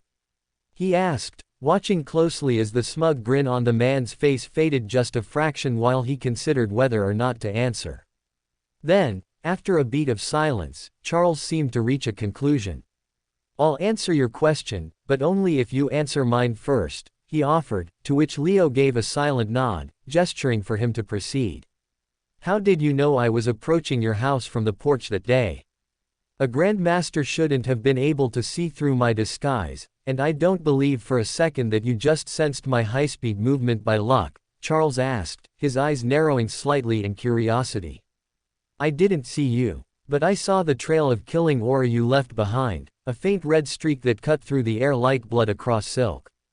That's how I found you, Leo replied calmly, as Charles's face lit up with brief astonishment before he quickly masked the reaction. A Grandmaster training in aura perception. That's not too shabby, he muttered, nodding to himself with faint approval. Well then, allow me to introduce myself. I'm Vice Sect Master Charles of the Cult of Ascension. And no, you haven't committed any crime, but I've been ordered to train you, guide you, and make something useful out of you, and this is just my preferred method. Brutal, yes, but effective. He exhaled slowly, watching the smoke curl in the air before continuing. If the righteous faction ever captures you, chances are they'll lock you in a holding cell like this for 24 to 48 hours before transferring you to a secured prison. That window, those few hours, might be your only chance to escape. You've already wasted 24 of them, which means your opportunity is already slipping away. He paused again, pacing the room as he let the weight of his words settle. You want to live a life of danger, of freedom and power, then basic survival instincts like this are the bare minimum. I know Rodova Military Academy did not teach you how to escape from high-security cells, but here, that's lesson number 1. He stopped pacing and turned his full attention back to Leo, his voice firm and final. This is my first impression of you, and if you want it to be a good one, then break out of this prison in the next 24 hours. Do that, and I'll reward you with a piece of advice that might help you achieve a monumental breakthrough in your aura training. Fail, and I'll continue treating you like a pathetic bum. With that, Charles slowly unbuckled the thick leather belt from his waist and pulled it free in a single, deliberate motion. Snap! He tested the belt's tension with a swift tug, then began wrapping it loosely around his palms as he stepped forward toward the helpless pair. For now, as promised, 100 lashes each, for wasting the first 24 hours doing nothing, he said with a grin, as Dumpy's eyes widened in terror and Leo braced himself in silence, already knowing there was no talking their way out of what came next. Thwack! Og! By the swollen bellies of the holy frog gods! That hurt! Dumpy yelped, his eyes bulging wide as the first lash struck him underneath the jacket across his soft green skin. Thwack! Mercy! Have mercy, you mongrel belt wielder! I have sinned, yes, but I am just a small, gelatinous creature with sensitive feelings and no life insurance. He cried, wriggling in his binds like a fish out of water. Thwack! Curse you, Charles! I hope your soup is forever lukewarm and your socks never match. Dumpy shouted dramatically, flopping onto his side with theatrical despair. Tell my tadpoles that were never born that I thoroughly loved them. Meanwhile, Leo kept his jaw clenched tight and his eyes narrowed, choosing not to give Charles the satisfaction of hearing him scream or groan. His body tensed with each lash, his breathing steady and controlled, as though he were already familiar with this kind of pain and had long since accepted it as a natural part of his life. Thwack! Thwack! Dumpy, however, had not. Oh heavens! Is this what humans call training? I thought training involved stretching and light jogging, not being skinned alive by a leather demon. He wailed, his entire body wobbling like jelly as he tried and failed to scoot away. Charles continued without pause, his arm moving in a graceful, almost artistic rhythm as he delivered lash after lash, his eyes glinting with sadistic delight. Come now, where's all that bravery from earlier, little frog? Weren't you threatening to break my finger just 5 minutes ago? He teased, not bothering to hide his grin. I was young and foolish back then. Dumpy shouted mid-wince, that was a different Dumpy. A naive, unlashed Dumpy. Please, let us speak of peace. By the time the final lash was delivered, both master and pet lay slumped on the floor, their bodies marked and sore, breathing heavy and defeated. Charles dropped the belt onto his shoulder, lit another cigarette, and began laughing maniacally as the smoke curled through the air. Ha ha ha, I like you too. You're idiots, but you've got spirit. And with that, the madman turned and walked right back through the wall he came from, his laughter echoing long after he vanished, leaving Leo to quietly recover his breath. While Dumpy whimpered softly, Lord Father, the day I become stronger than this Charles fellow, I'm returning this humiliation 1,000-fold, I swear on everything green and swampy, I'll do it. You can count me in on that plan, Dumpy. I don't care if he's the vice sect master or the sect master's wife. Nobody enjoys belting my pet like this. Leo corroborated, as he too felt adverse feelings develop in his heart. Prison cell, 25th hour, Leo's POV. About an hour after Charles left, Leo finally conceived a painful, yet plausible, plan to escape, drawing inspiration from famous escape artists back on Earth who seemingly managed to break out of inescapable binds by dislocating the joints in their bodies. If I can dislocate my shoulder, maybe I can slip one hand out of these restraints, Leo thought, his eyes narrowing as he made up his mind to attempt the desperate strategy next. Dumpy, I have an idea. Let's see if it works, Leo muttered, beginning to roll toward the edge of the room, dragging his body inch by inch across the cold floor as the mana-locked restraints clinked faintly with every strained shift. When he finally reached the wall, he let out a quiet groan, his breath shallow and uneven, as he twisted his body into position, turning so that his back was pressed against the solid surface behind him. Next, planting his heels into the ground, he tried to generate enough leverage to push himself upright, but with both arms trapped behind him and his center of gravity skewed beyond control, he failed to lift himself and instead toppled once again, collapsing like a sack of bricks onto the stone. Tisk, he clicked his tongue in frustration, clenching his jaw as he retried the process all over again, only to arrive at the same conclusion, as he fell down with a soft thud. Lord Father, came a muffled croak beside him, I do not mean to interrupt your very graceful fish-flopping routine, but perhaps this is the part where you consider using me as a stepping stool. Leo turned his head slightly, eye twitching as he met Dumpy's hopeful, upturned eyes. You think you can support my weight? Leo asked, as Dumpy nodded with confidence. Most certainly I can. Not only am I very strong, Lord Father, but I am also loyal and slightly squishy, which makes me the most comfortable fulcrum in this entire chamber, Dumpy reasoned, already beginning to roll his gelatinous body under Leo's back. On the battlefield of life, my body shall be your trampoline.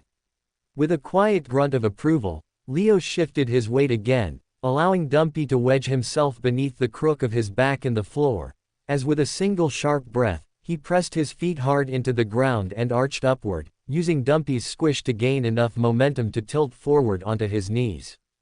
Gah! The strain that this movement left on his core was excruciating, but eventually, by curling his toes and leaning forward, he managed to angle his body upright, until finally, with a forceful hop, he stood.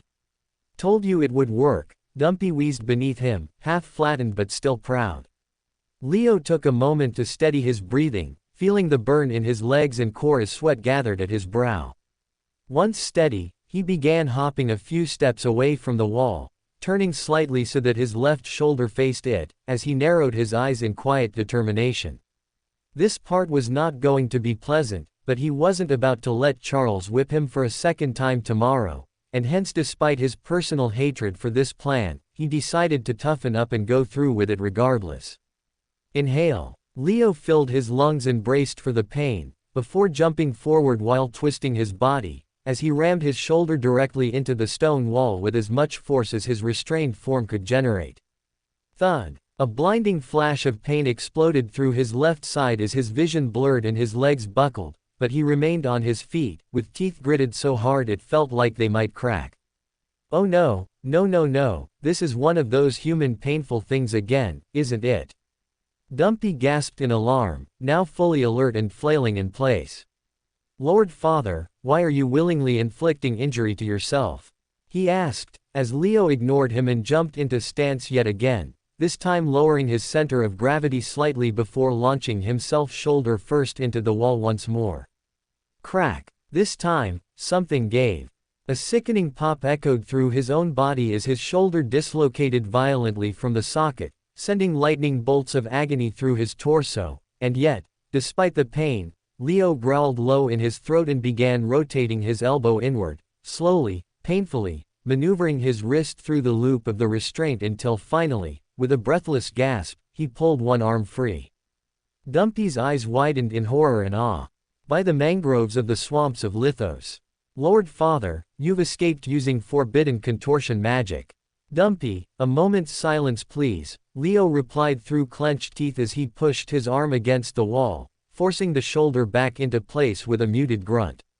Are you sure you're not part frog, Lord Father? This maneuver is something I can only imagine frogs doing. No, Dumpy. I'm sure I'm not a frog, Leo replied, as without wasting another second, he repeated the process with his right shoulder, this time more efficiently, having learned the exact angle and pressure required. In less than a minute, both arms hung loose at his sides, bruised and internally injured, but free from the bindings, as Leo slipped out of the now loose binds and felt the long-suppressed mana begin to circulate again through his veins like wildfire rushing through dry brush. From the storage ring on his finger, a faint flicker of light pulsed as he summoned a curved dagger into his grip, letting the weight of it settle in his palm before turning toward Dumpy's restraints. With a surge of mana, he activated Dark Blade, coating the dagger's edge in a veil of pulsing shadow, and sliced clean through the layered binds wrapped around the little frog's limbs. Let's go. Dumpy immediately sprang up with joy. I live again, he declared, twirling in the air before promptly landing belly first on the floor. Let it be known that Lord Father has liberated his faithful steed from the chains of tyranny. And for this favor, I, Dumpy, will forever be grateful to him. We're not done yet, Leo muttered, turning toward the wall as he pulled 3 more daggers from his ring, stabbing them into the stone in evenly spaced intervals, as he created makeshift footholds to climb. Once near the top, he reached the small hatch covered by a reinforced grate and carved through it with another slash of Dark Blade, the steel melting like butter under its corrupted edge. With one final pull, he hoisted himself up and out, gripping the ledge with his forearms as Dumpy clung to his back like a slimy backpack, as the duo finally broke free from the prison. Free at last. Oh no, Dumpy declared, before suddenly freezing, as the shocking scene before him came into full view. In front of them were barracks lined with soldiers, mana cannons primed and mounted on rotating turrets, surveillance drones flying overhead, and training grounds populated with hundreds of soldiers in uniform, all surrounded by fortified walls and watchtowers. What the fuck? Leo muttered under his breath, blinking once as Dumpy let out a low groan. Ribbit. Oh, no. I think we've escaped the cell, and entered a battlefield. Lord Father, I think the next step is to kill them all. But don't worry, I think I can handle 99% of these germs. He reassured, as Leo looked around in confusion, unsure of what to do next. As Leo glanced around the rooftop, taking in the militarized compound spread out beneath him, he couldn't help but wonder where exactly it was that Charles was holding him, when suddenly, a thunderous explosion in the sky above jolted him from his thoughts. Boom! A craft erupted about 10 or so kilometers directly above his head, its metal hull bursting like a firework as flaming shards spun out in every direction, scattering debris across the upper atmosphere like a meteor shower made of dying machinery. Looking at the splintered remains descending in slow, spiraling arcs through the mana-dense air, Leo couldn't help but narrow his eyes and wondered just what exactly was going on here, as so far he had no idea about the cult's border war with the righteous faction. Leo Skyshard. A voice interrupted him at that point, as standing to his left was a well-built man clad in sleek black armor with an emerald trim running down the sides, a pair of heavy combat boots laced tight around his shins and a thick band of comms gear wrapping around his jaw. Commander Charles told me to watch the roof just in case you escaped, the man said, nodding as if this outcome was somehow expected. Said if you made it out, I should bring you straight to him. Leo turned toward the stranger, his brow slightly furrowed as his eyes swept across the man's stance and scarred jawline, noting the precision of his gear and the clipped cadence of his voice, before offering a curt nod. "Name's Lieutenant Bart," the man added, tapping the emblem on his chestplate with 2 fingers. "You coming?" Dumpy peeked from behind Leo's shoulder, his slimy eyes narrowed and nostrils twitching. "I refuse," the frog declared flatly. "I do not trust anyone who keeps belts around their waist like that. Belts mean lashings. And I am still emotionally recovering from extreme trauma." Leo exhaled slowly, flicking the little frog on the nose before shrugging him higher onto his shoulder. "He's coming too," Leo muttered, beginning to walk, as Bart merely smirked and turned on his heel. They walked along a narrow catwalk that connected the command tower to the barracks below, but Leo's eyes kept drifting upward, drawn again and again to the flashes of light flickering across the upper sky. Another explosion rocked the heavens as a second enemy vessel was reduced to ash in a burning spiral, its remains bouncing harmlessly off the shimmering dome of light that hovered high above the planet's atmosphere like a second sky. "What is that?" Leo asked, tilting his chin as the light shimmered once more in a rainbow hue. "That glowing layer across the sky, is that some kind of barrier?" Bart glanced over his shoulder with a slightly incredulous look, as though the question itself had caught him off guard. "You serious? That's the planetary mana barrier," he said, pointing upward. "One of the cult's finest defense technologies. 99% of enemy ships can't even get past that thing without blowing themselves up first."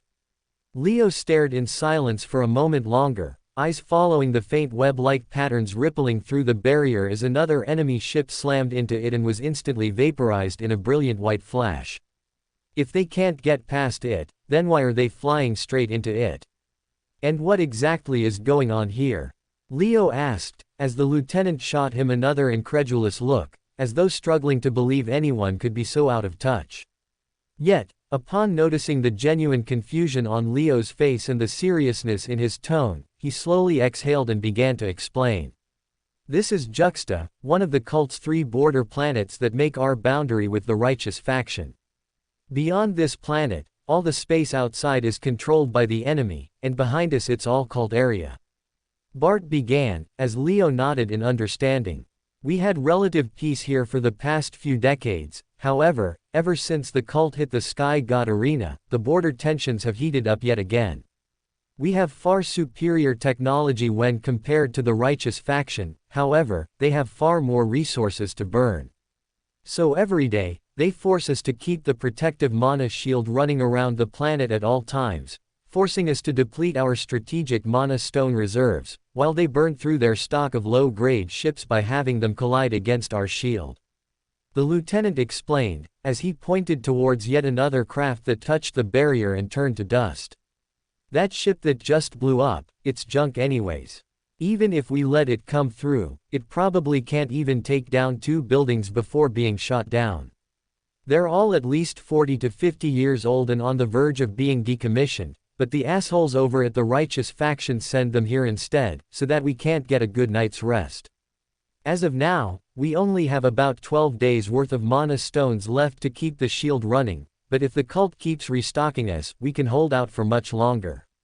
The lieutenant said, as it was only then that the realization truly began to sink in for Leo.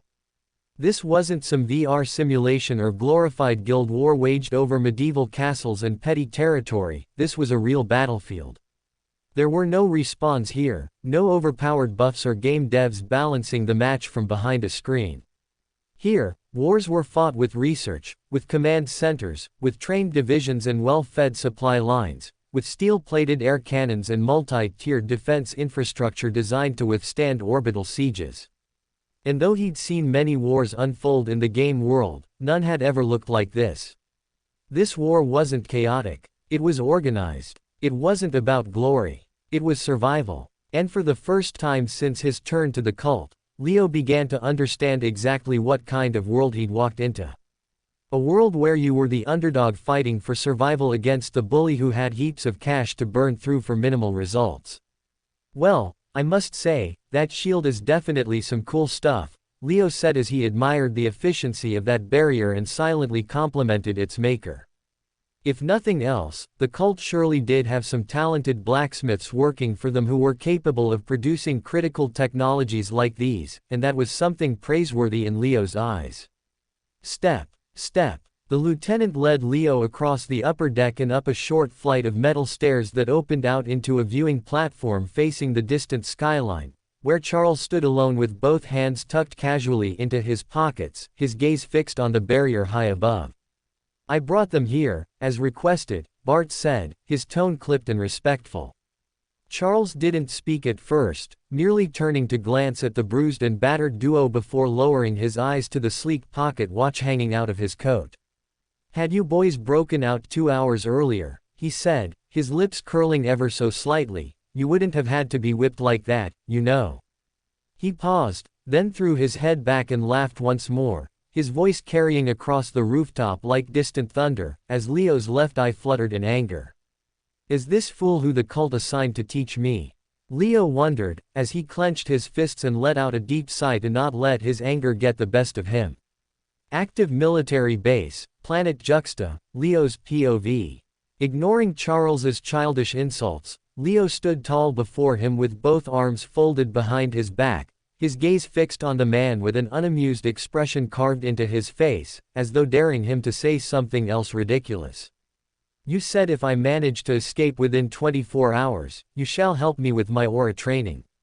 "Well, I have escaped," Leo stated sharply, his tone calm but pointed, as Charles paused his laughter mid-chuckle to properly examine the stubborn defiance on the boy's face.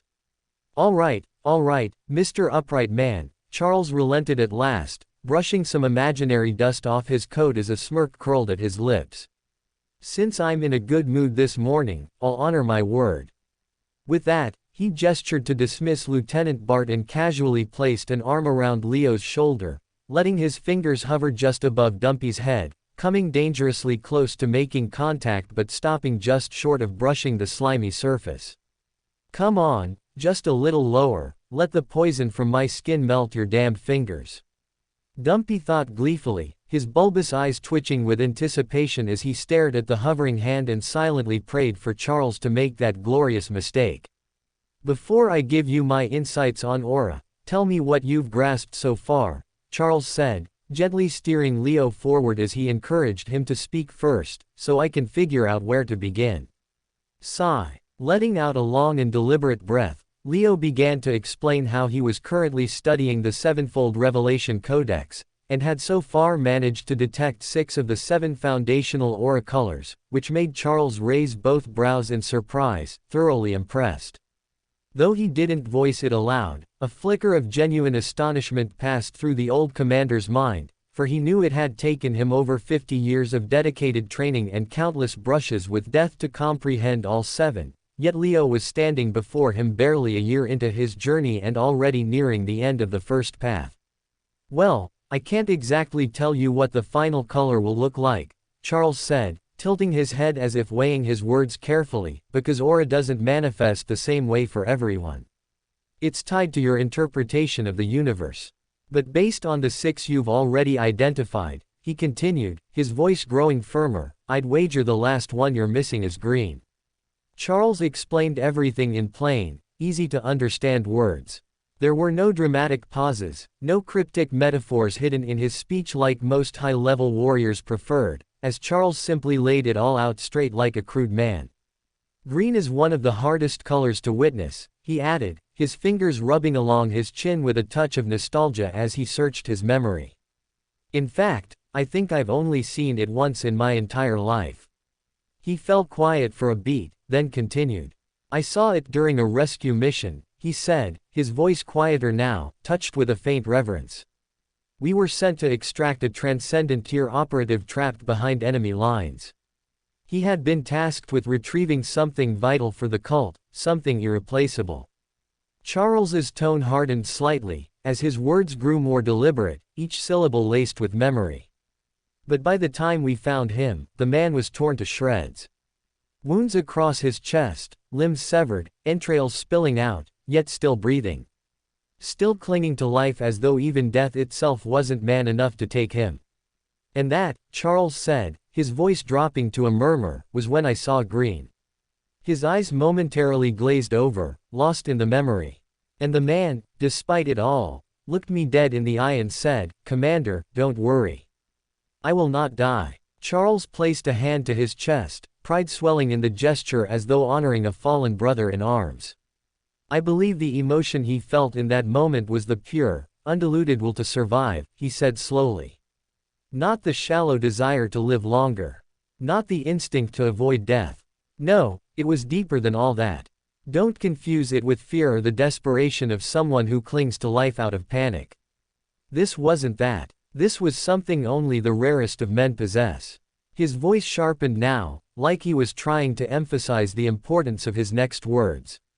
That soldier had reached a point where most would beg for mercy, where the pain alone would drive a weaker soul to choose death over continued suffering. A point where the average man would give in, not out of cowardice but because their will would break. But not him. That man endured it all. Through sheer willpower, through nothing but refusal to die. He kept going. Charles fell silent for a moment, letting that idea sink in, before speaking again. I can't explain it with absolute clarity, no one can. It's something you must feel yourself before you truly understand. But if I had to summarize it, I'd say green is the color that stands in direct defiance of death, the aura of life at its most stubborn and unyielding. He smiled faintly, the kind that carried both sadness and respect. The soldier lasted another 2 days after we brought him back. And I swear to this day, he did not die until the moment that emerald aura finally faded from his body. As long as that green light was wrapped around him, not even death could lay a finger on him. Leo's eyes widened in surprise when he heard these words. He had never expected Charles to casually teach him something so valuable when the stubborn codex would not even give him a single hint on what he was supposed to be searching for.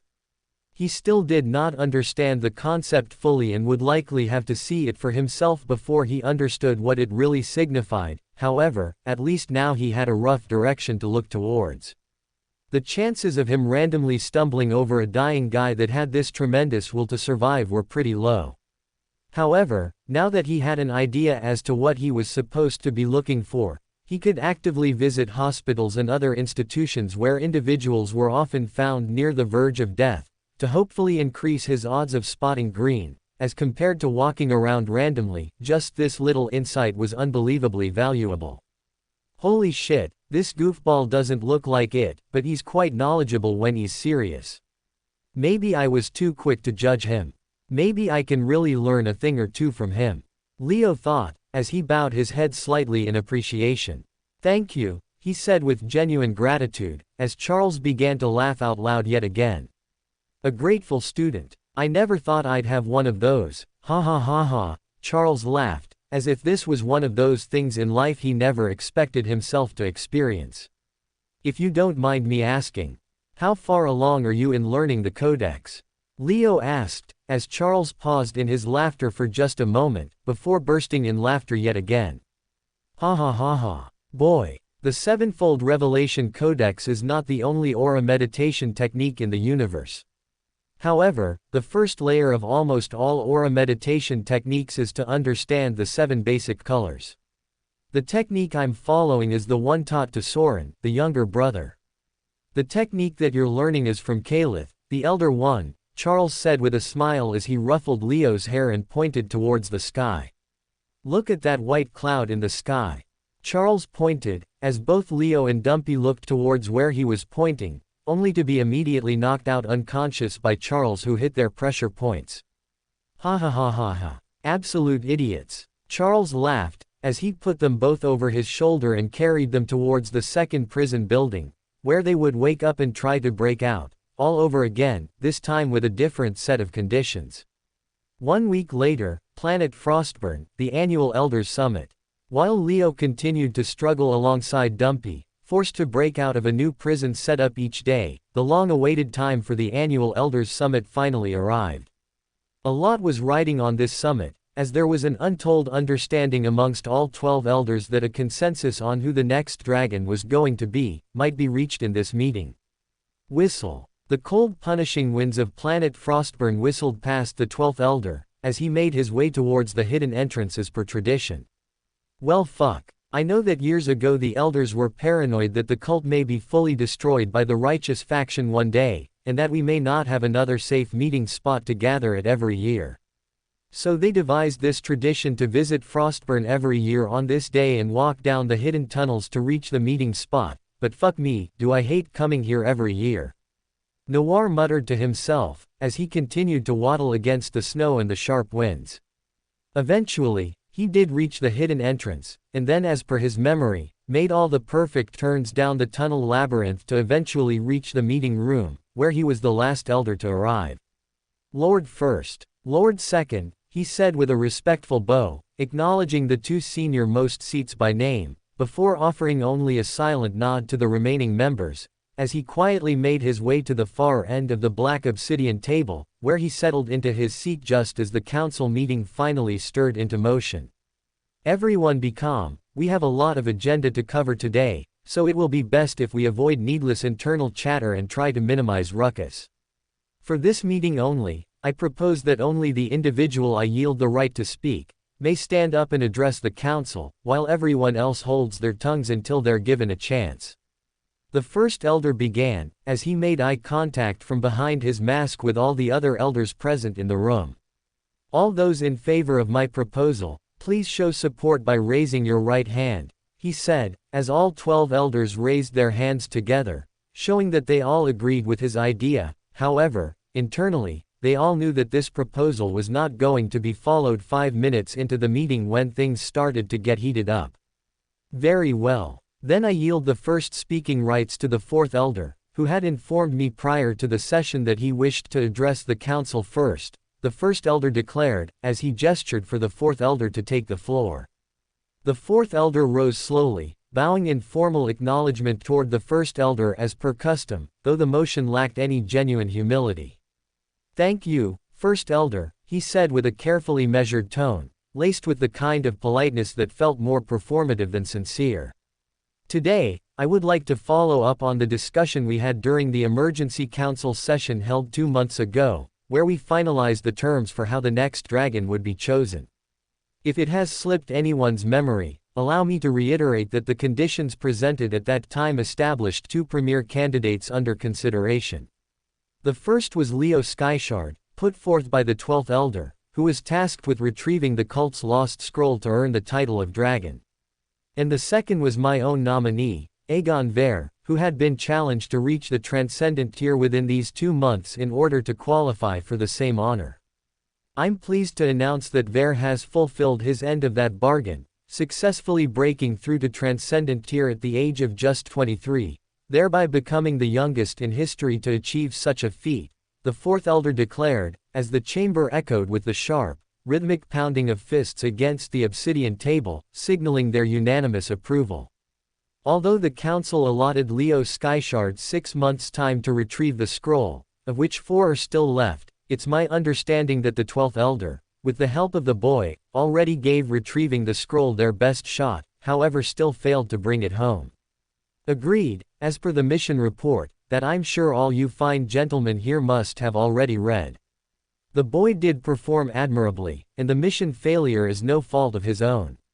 The fact of the matter remains that the cult does not have the scroll, and I don't think this situation is going to change in the next 4 months. The fourth elder said, as many elders within the room nodded in agreement to his words. So today, I would like to open this session by giving a chance to the 12th elder to explain his position on the failed mission, and request him to withdraw his candidate from nomination, so that we may not waste 4 more months to arrive at the same conclusion that we can arrive at today. My independent intelligence sources within the righteous faction indicate that the universal government is planning to forcibly seize the scroll from the serpents now that we came so close to stealing it. Which means that the difficulty of bringing it home is only going to increase exponentially in the future. So I suggest we not waste any more time, and name Ver Dragon here today, so that the people finally have a messiah to believe in after 3 long decades, the fourth elder said, as many elders on the table banged their fists in approval, showing their support for his words. Bang, bang, bang, here, I agree. No more time wasting, said a couple, as the first elder raised his hand to demand silence once more. Since the 4th Elder has yielded the position of the speaker to the 12th Elder, let's see if he wants to take the chance and address the council. The 1st Elder suggested, as he gestured towards the 12th Elder, who nervously stood up and cleared his throat, as he prepared to deflect as much blame as possible for the failed scroll retrieval mission. The 12th Elder glanced around the Obsidian Council table, his confidence wavering at an all-time low, as he lowered his gaze and sheepishly began his account of how his team had failed to retrieve the scroll. As the 4th Elder rightfully pointed out, my team did indeed fail to bring the scroll back, and I accept some responsibility for that shortcoming, he said, his voice steady but his tone tinged with self-reproach, as murmurs and subtle nods began to ripple across the room. As all of you must already know from the mission report I circulated prior to this meeting, the dragon candidate Leo Skyshard fulfilled his part of the assignment with remarkable precision. Not only did we manage to infiltrate the Serpent Vault undetected, but we also succeeded in stealing several of the most priceless artifacts in the known universe, delivering a critical blow to the Serpent's reputation and financial reserves, so to call the operation a complete failure would be an oversimplification, he added, making a measured attempt to salvage his standing and defend his nominee. That being said, I will not deflect blame where it is due, for the truth remains that I selected a team unfit for the difficulty of this mission, and a more capable unit might very well have succeeded under the same constraints. For that grave miscalculation, I offer my sincere apologies to the Council. With that, he bowed his head once, and then turned deliberately to offer a separate bow toward each of the other 11 elders in the room, fulfilling tradition and acknowledging fault without excuse. However, I must firmly disagree with the 4th Elder's recommendation to withdraw Leo's nomination as dragon candidate. Despite the team's collective failure, I believe Leo himself demonstrated immense clarity of thought, courage under fire, and a degree of individual excellence that no other operative of ours has come close to displaying in decades. And for that reason, I still consider him more than worthy of the dragon title. I urge this council to evaluate his candidacy not through the lens of the team's failure, but through the undeniable brilliance of his individual role in the heist, Noir concluded, his tone more resolute now, as the words hung in the air longer than expected. Across the table, the 4th Elder already started to fume under his mask, for he had not expected the 12th Elder to still press Leo's candidacy despite the mission failure. Yet, even so, he remained unconcerned, believing the argument lacked real weight, and that the tide of the council had already begun to shift. While I have no desire to waste another 4 months of the council's time, waiting in vain for the scroll to be retrieved when I already know in my heart that it may never be, Noir said, his voice calm but edged with urgency, I instead propose that we evaluate Leo Skyshard's candidacy through a different lens. He paused, letting the weight of his next words gather, before continuing with a faint raise of his hand toward the ceiling and a subtle tightening of his voice. A perspective I deliberately left out of the mission report. And one that, in my opinion, makes Leo far more deserving of the dragon title than Aegon Vare ever could be. Like the 4th Elder already acknowledged, the odds of the cult recovering the scroll in the near future are growing increasingly slim. And if that scroll is truly lost to us, then so too is our only remaining access to one of the most feared and fundamental skills of the timeless assassin, the very technique that elevated him beyond the realm of mortal killers and into the annals of legend. But under such grim circumstances, we have discovered an unexpected glimmer of hope in the boy. For Leo Skyshard, during his brief and perilous time within the Serpent Vault's inner sanctum, managed to commit the entire scroll to memory. Every diagram, every verse, every fragment of technique, absorbed and engraved within his mind, waiting patiently for the day he reaches the peak of the transcendent tier, so that he may finally begin to learn it. The 12th Elder revealed, as his revelation caused quite the stir within the council members, who couldn't believe what they were hearing. The entire purpose of the scroll was to pass down the secrets of that technique to the next dragon, a technique that can only be mastered by someone who carries the blood of the timeless assassin. And Leo is one such boy. In my eyes, that makes him the ideal candidate to inherit the title of dragon, and I strongly urge the council to view him the same way, the 12th elder concluded, his words hanging in the air for only a moment before the chamber erupted into chaos.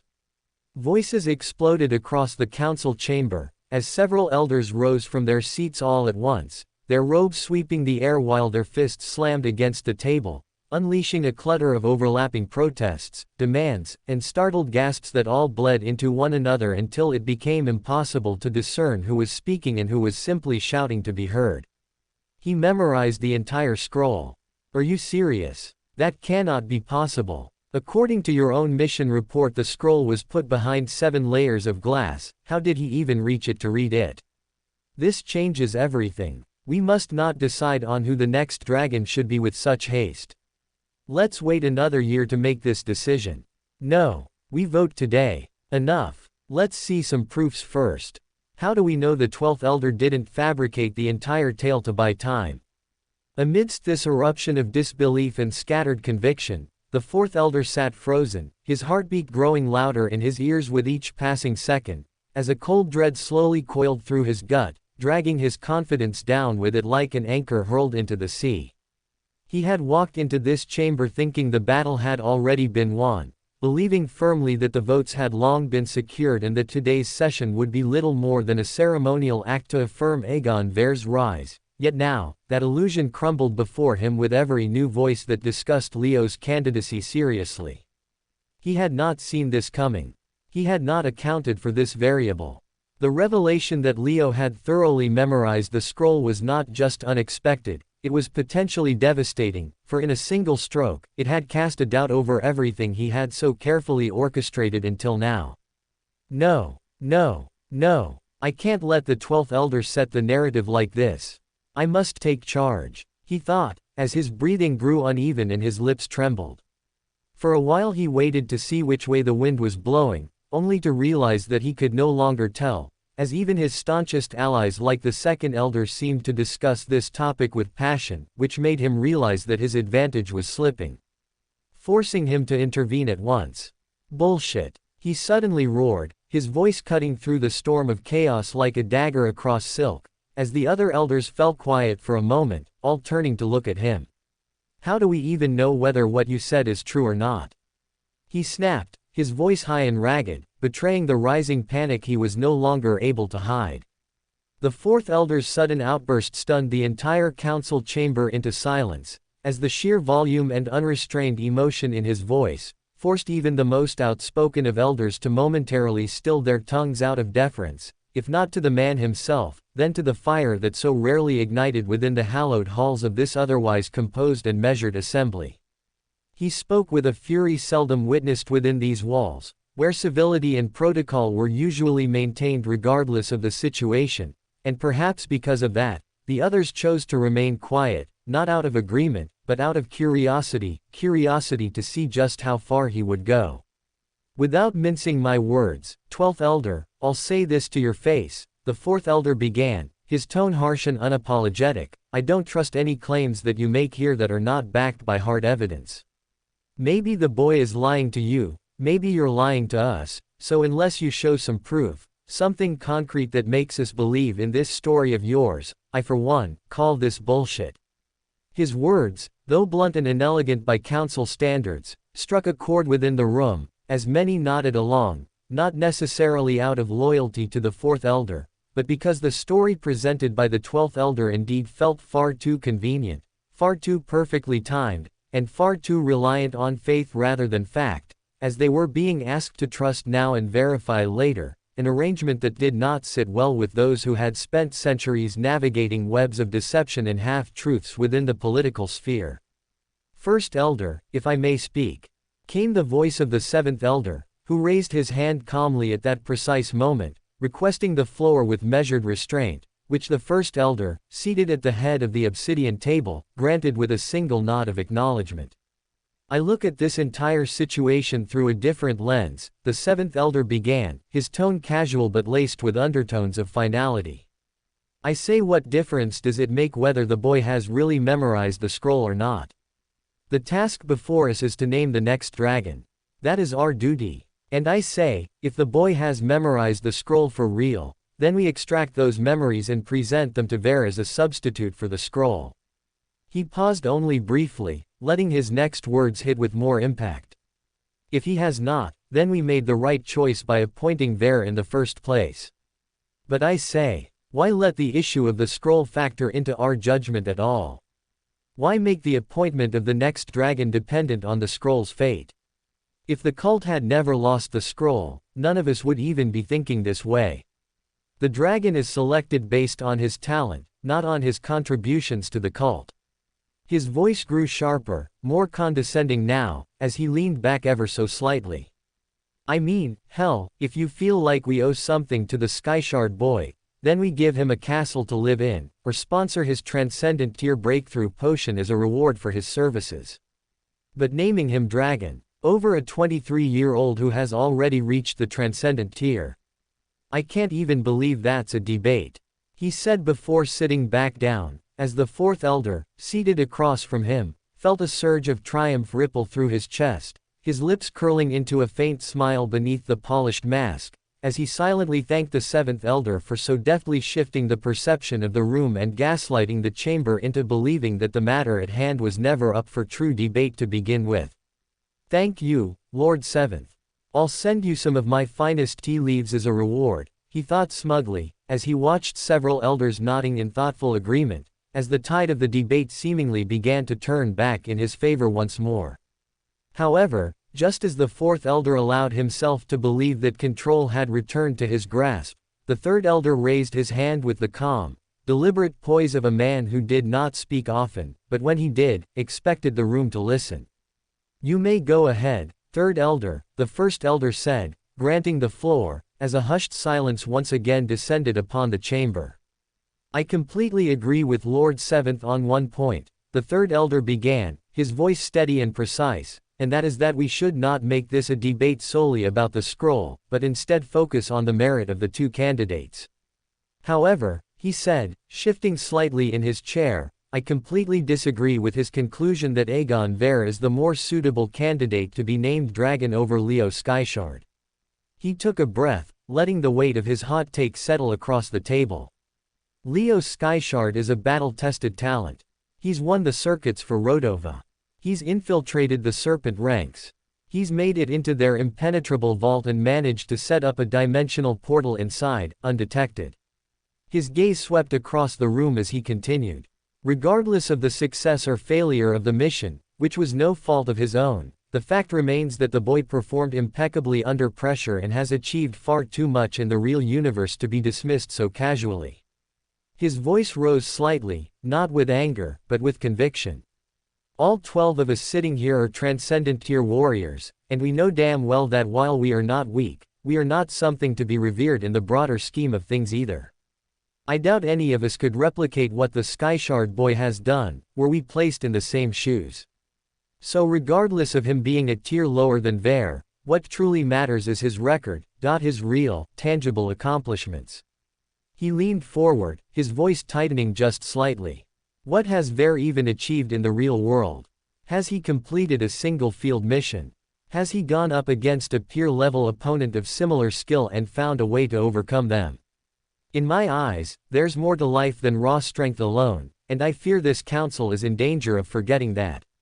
A quiet settled over the chamber as he finished. It's my understanding that the Skyshard boy has everything that the council wants in a dragon. He's popular, handsome, marketable, good at completing tough missions. And if it were up to me, I wouldn't even spare Ver a second glance.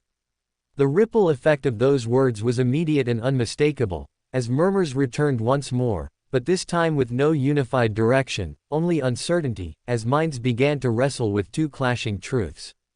On one hand, what the talent that Aegon Ver displayed was unheard of. To become Transcendent Tier at 23 years old was unparalleled. However, it was also true that he had no real track record.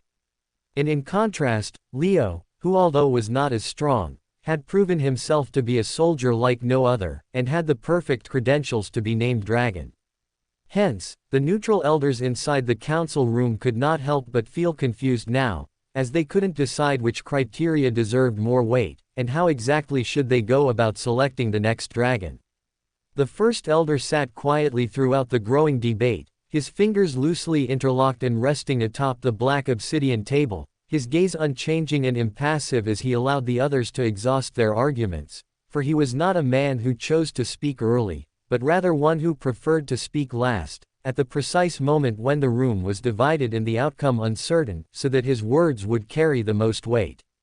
"All right, silence in the chamber please, silence in the chamber," he finally said, rising slowly to his feet with the calm authority of someone who did not need to raise his voice to command it.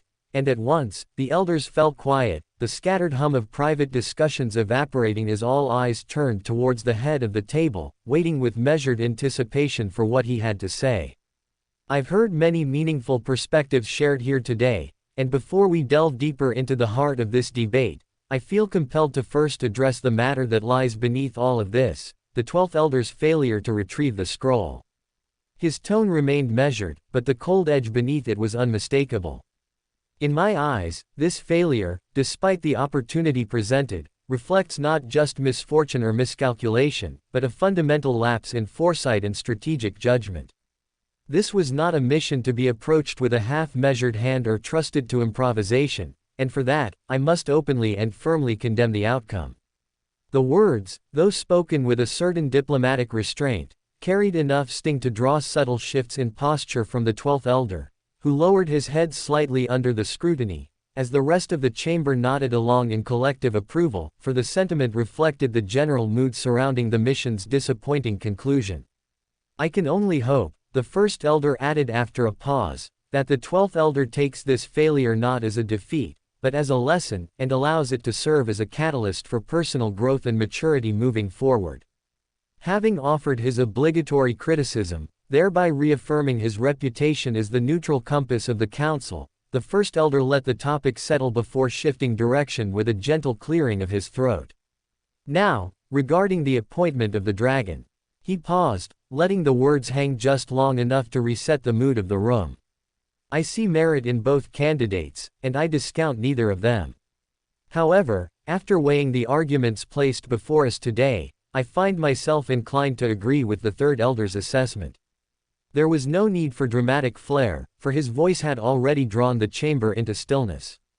In this era, where theory and promise must bow to the pressures of reality, it is real-world accomplishments that stand as the truest measure of one's talent. And when viewed through that lens, it becomes difficult to ignore a rather glaring truth that many of us have long been aware of, yet some have chosen, perhaps out of loyalty or political convenience, to overlook. His tone sharpened ever so slightly, laced now with something far less forgiving. "Aegon Ver has not achieved his transformation naturally." He smiled beneath his mask, a cold, amused smile that never reached his eyes, before continuing, now with pointed directness. "I know this will not come as a surprise to certain individuals in this room, individuals who were already aware of this unlawful practice but nevertheless remained silent. But for those of you who still sit in ignorance, allow me to enlighten you." He reached beneath his robe, pulling out a neatly sealed envelope, and with one fluid motion, scattered its contents. Scatter. An array of photographs scattered across the council table, their glossy surfaces catching the overhead light as images of ritual markings, strange tattoos, and lifeless bodies splashed across the surface like spilled ink upon parchment. For those who demand proof before belief, let me assure you that I have come prepared. These images were not conjured by rumor or supposition. They are facts, verified, documented, and damning. The chamber remained frozen as the elders leaned forward, inspecting the disturbing evidence with growing unease. With the support of the second elder, the fourth elder has broken more cult laws than I care to count, teaching Aegon Ver forbidden techniques that are meant to be passed down only to the next dragon and were still taught to him without council approval. As the two have willingly broken countless cult laws in a long-standing tradition not from ignorance but rather pure ambition. Aegon Ver's body is covered in ancient runes and secret tattoos meant to aid in life essence absorption. And absorb he did, as over the past year, he's absorbed an average of 30 to 100 lives every single day. Captured men, women, and children alike, drawn from the colonies and planets under the jurisdiction of the second and fourth elder, all sacrificed under the guise of cultivation, also that he could absorb their life force and soar through the Grand Master tier like a beast fattened on stolen flesh. And so I ask you, he said, his voice growing colder now, is it any wonder that he reached the transcendent tier by the age of 23? He let the question hang, the silence that followed as heavy as a blade pressed to the throat. The two of you, he said, turning his gaze toward the second and fourth elders, have committed crimes that would warrant execution if reported to Lord Saurin. But I am not a petty man. I know your intentions were not born out of malice, but out of blind devotion to the cult's future. And so, I will let this matter rest, for now. But do not sit there and insult our intelligence by preaching about Ver's so-called talent. The boy is not gifted. He is groomed. He is a lab rat, molded through stolen blood and broken oaths. And if he is not named Dragon today, he will cease to be an asset, and become instead a liability to the very men who built him from forbidden clay. His words left a chill in the air, as the final syllables faded into silence, leaving the chamber frozen in a moment of collective reckoning, where no elder dared to speak, and the second and fourth elders sat hunched in shame, their masks doing little to hide the weight of what had just been exposed. Seconds passed, and neither man stood up to defend their honor, as soon the elders who were waiting for their defense rose up in anger, feeling unable to believe that something so ridiculous sounding was actually true. Preposterous. How can this be true? How can you teach forbidden technique to someone who is not the dragon? That's akin to committing high treason. Lord Second, Lord Fourth, please tell us your side of the story, this can't be true. This is surely a misunderstanding, is it not? The neutral elders asked. However, neither man had anything to clarify, which brought the atmosphere within the council room to a boiling point. The elders who were unaware of this plot could not believe just how far some of their peers had fallen to break centuries of tradition like this, as they looked genuinely stunned by this revelation. The others who had some clue on what was going on, but had chosen to turn a blind eye towards it regardless, whispered behind trembling fingers, as they reassured each other that they still had the others' backs. But no one could deny the shift that had occurred within the chamber's walls, as the facade of unity and discipline had been cracked straight through the middle, revealing ambition, secrecy, and desperation buried just beneath the surface. And amidst the quiet unraveling, the first elder said nothing more. He simply watched as the second and fourth elder refused to lift their heads. Watched as the flames of indignation sparked from seat to seat. And watched as the very men who once moved votes with a single nod now sat crippled by shame, unable to salvage the very cause they had sacrificed everything for. But beneath his still exterior, the first elder's thoughts flowed dark and calculating, for this moment was not something he had won by chance or luck, but was rather something he had silently worked on for months, with whispers traded for truths, and favors exchanged for confessions, until the web had grown tight enough to strangle even the boldest conspirator. He had purposefully positioned himself to look weak. He had let the fourth and second elder think that they were the only ones gathering intelligence on him. Because while they had been busy watching him, he had already learned whatever he needed to learn about them, and had secretly saved the evidence for this precise moment here today. As with this truth bomb, he expected to win this war for once and for all. All those in favor of appointing Leo Skyshard as the next dragon. A pause. Please raise your hands. When the first elder called for the vote, fully expecting the majority of the council to fall in line, especially after how brutally he had exposed the misdeeds of the second and fourth elders, what he did not anticipate was that only 5 hands would rise to support his proposal. A quiet gasp passed through the chamber, carried by the silence that followed the tally, as he slowly turned his gaze toward the elders seated around him, registering the raised hands of the 3rd, 5th, 8th, 11th, and 12th elders. Which, when included with his own, brought the total tally supporting Leo's nomination as dragon to 6. Just one short of the 7 required for majority. And in that instant, the expression beneath his mask, calculated and steady up until now, visibly cracked. The remaining 6 elders, whose hands had stayed motionless, avoided his gaze. They hid behind their dark masks like cowards clinging to anonymity, but their shame radiated through their posture alone, as they could clearly not puff their chests while doing something so cowardly. Oh, so this is how it really was, the first elder finally realized, as he began to understand just how deeply the odds had been stacked against him before this meeting even began. The second, fourth, sixth, seventh, ninth, and 10th elders were all in bed with one another before the meeting ever began. All shackled to the fourth elder by whispered threats and buried sins, who had long promised him their votes before the meeting even began. In the end, it did not matter how compelling the truth was, nor how grotesque the facts had been, as what really swayed votes in this council was not justice but insurance. All those in favor of naming Aegon Ver as the dragon, the second elder finally spoke. His voice was oily with restraint, rising to fill the void left by the first elder, who now remained silent, too sickened to carry on. 6 hands rose again, this time from the other side of the chamber, as the deadlock was complete. 12 elders, 6 on each side, making it so that it became impossible to reach a majority. The first elder stood motionless as the chamber began to fray at the seams. Elders whispered behind gloved fingers, nervously shifted in their seats, and some already prepared rebuttals while others looked away in discomfort, unwilling to acknowledge the rot that had settled into the core of their council. In the end, the only vote the first elder truly managed to flip was that of the 11th elder, a vote that had originally been promised to the 4th elder but was withdrawn after the truth behind Ver's so-called talent came to light. Clap, clap, clap. The sound echoed through the dome-like ceiling, sharp and mocking, as the first elder began to clap, slow and deliberate, before allowing a bitter chuckle to escape his throat. Ha, ha ha ha ha. That chuckle quickly turned into a low, unrestrained laugh. So this is how it's going to be, he said with scorn. His voice rang with fury barely hidden beneath sarcasm. The gang of shame sticks together. And then chaos erupted. The chamber devolved into a storm of raised voices and vicious accusations. Robes flared, chairs screeched against the stone floor, and elders turned on one another with the kind of venom reserved not for enemies but for betrayed kin. Slurs and insults flew freely.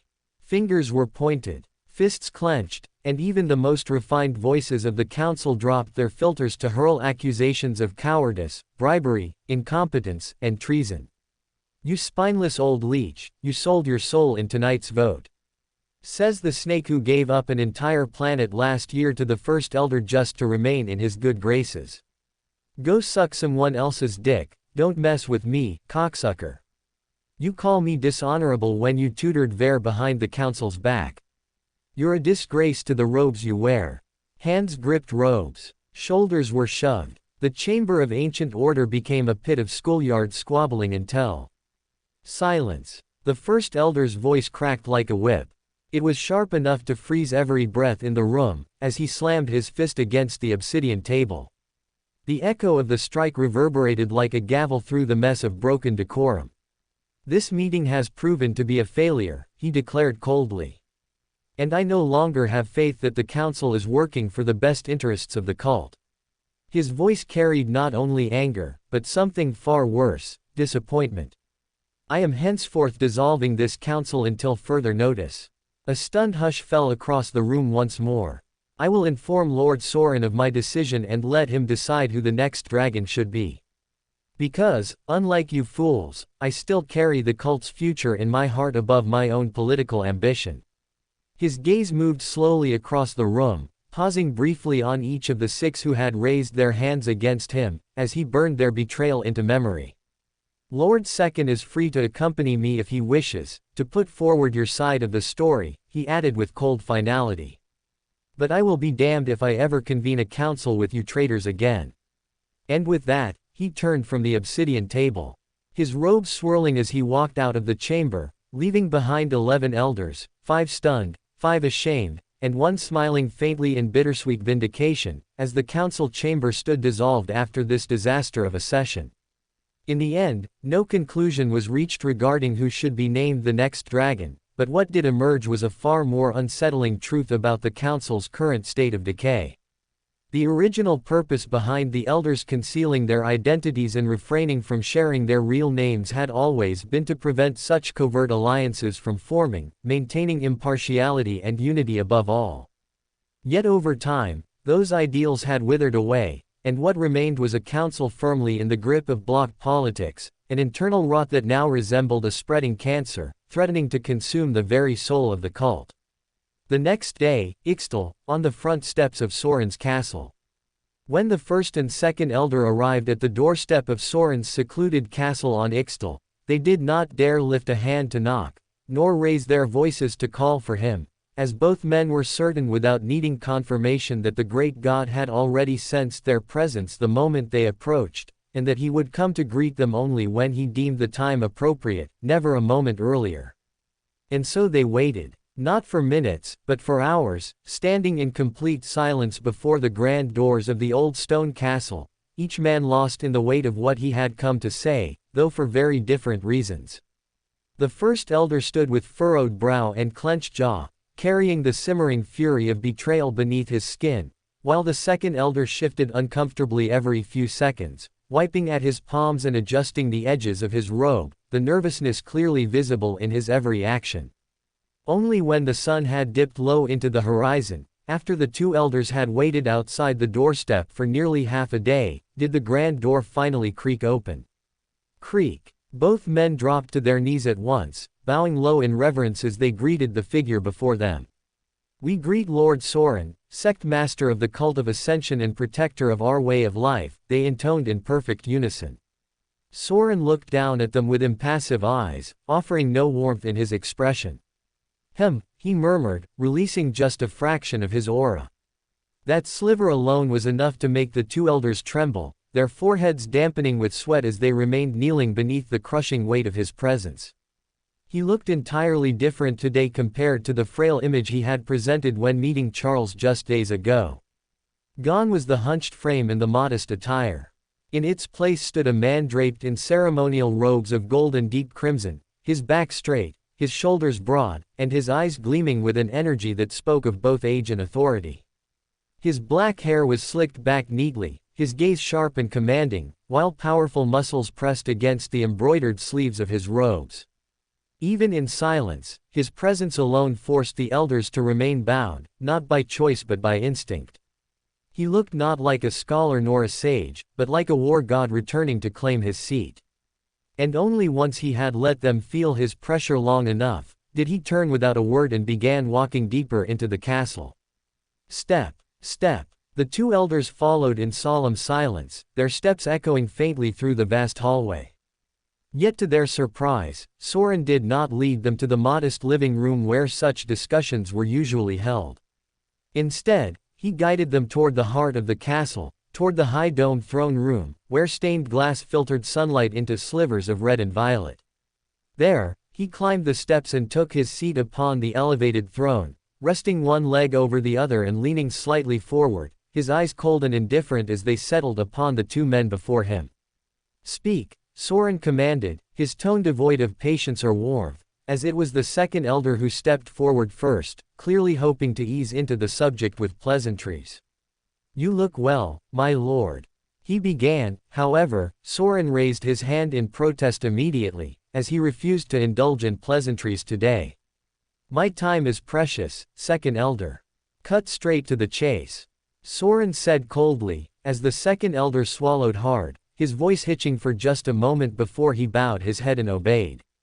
"My lord, we come before you today because the council has reached a deadlock. A tie that cannot be broken." He hesitated, but continued. "There are two candidates for the title of dragon. Leo Skyshard and Aegon Vare. The council has split down the middle, with 6 elders voting for each, and while usually we would resolve such issues amongst ourselves, by discussing some more and reaching a consensus, we are unable to do so anymore. As immediately after the vote ended, the first elder dissolved the council, forcing us to come to you as per protocol. Now, as for why the first elder decided to dissolve the council, please allow me to tell you my side of the story, because it will come off as far more inexcusable if someone else says it first. So I humbly request you to let me finish," the second elder requested, as Saurin continued to stare at him with a blank expression. "Myself and the fourth elder have indeed committed a transgression. One we cannot defend." He paused again, not to think, but to breathe. "We taught Aegon Vare forbidden techniques. Techniques that should only be passed down to the next dragon. We did it without council approval and without your knowledge. But it was done not out of rebellion or ambition, but out of desperation, at a time when there was no other viable candidate for the post of dragon. Back then, we believed Ver would inevitably be the one to be chosen as the dragon, and our only intention was to shield him from the limelight and start his training early. But the First Elder and his supporters believe our actions cannot be pardoned, and due to that disagreement, the council is now suspended. We cannot proceed. We cannot vote. We cannot decide. As the Second Elder finished his admission, Saurin's eyes turned slowly toward the First Elder, who straightened his spine and spoke without flattery, his tone unwavering and clipped with restrained frustration. The council, as it stands, is unworthy of continued operation. He spoke the words not with malice, but with the calm assurance of a man who had witnessed rot take root in sacred soil. The faction led by the Fourth Elder has too much dirt on each other. Their alliances are not based on ideology, but on mutual blackmail, on cover-ups, on favors exchanged behind closed doors. I will not claim to be a saint myself, nor deny playing politics when necessary. But I have always placed the cult's well-being above personal ambition, but these elders do not. And as such, regardless of who you ultimately name dragon, the 6 men who voted for Ver today must not be allowed to remain councilmen after this. He finished without embellishment, letting his statement hang in the stillness of the throne room. Huff. Saurin leaned back, folding his hands loosely in his lap as he took in both arguments, exhaling a deep breath through his nose, and allowing the silence to stretch just long enough to unsettle them. Very well, he said finally, his voice low and deliberate, each word dropping like stone into still water. I have made my decision. He let his gaze alternate between the First and Second Elder before continuing. There will be a public combat match.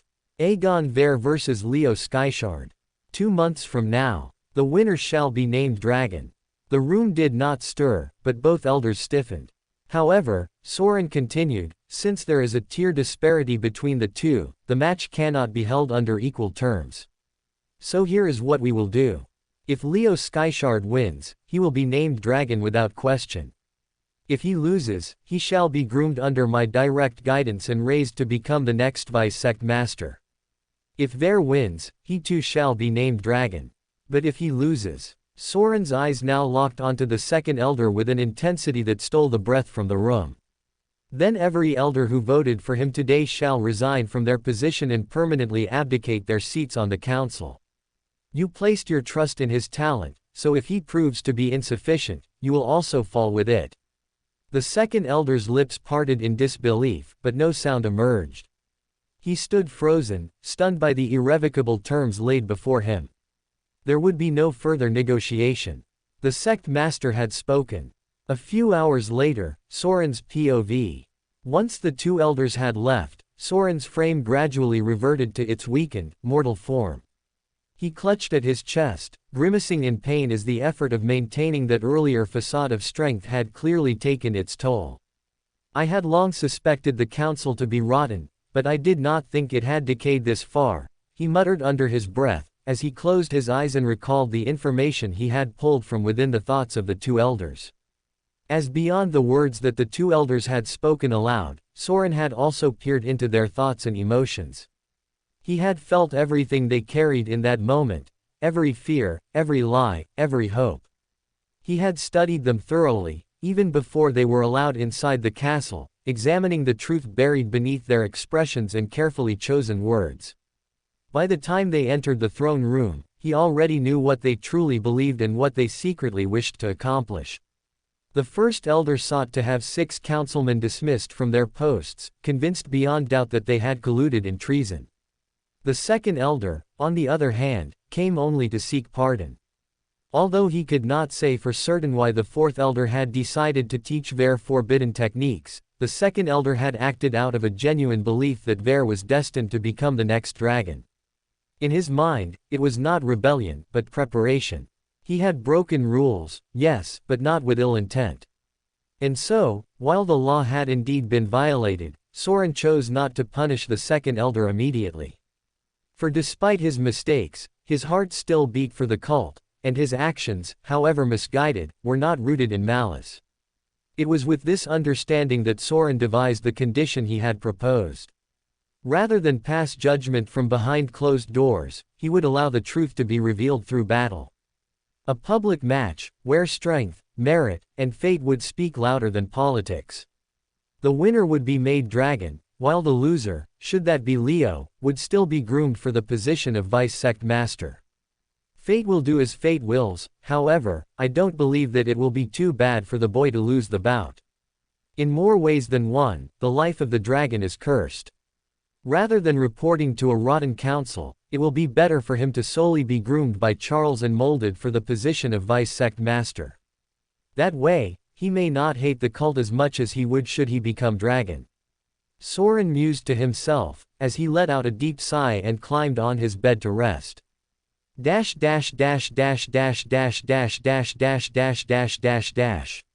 Meanwhile, the first elder on his way back from Ixtal, quickly typed a message on his data slate and sent it to all the other elders that were still his ally, informing them about the decision that Lord Saurin had made. A public duel against a transcendent tier opponent. The first elder wondered, as he couldn't help but shake his head in dismay, when he thought about the odds of Leo's victory. The Skyshard boy is talented, yes, but he can't possibly fight and win against someone that's a tier stronger than him. Even for him that's impossible, the first elder mused, as his heart sank, not only from a lack of belief, but also from the bitter restraints of time. 2 months wasn't enough for Leo to train for a fight against Ver. Unless he breaks through, the first elder muttered under his breath. He has no chance. And yet, even as those words left his lips, he couldn't bring himself to give up hope, as he started to wonder if Charles could help Leo achieve that breakthrough in time. Meanwhile, the 12th elder sat with his head between his hands, feeling utterly dejected as he read the message that the first elder had sent him via the data slate. It's almost like Lord Saurin wants Leo to lose and go down Charles's life route instead of becoming a dragon, Noir concluded, as he clicked his tongue and shook his head. He had fought hard to support Leo's growth from the shadows.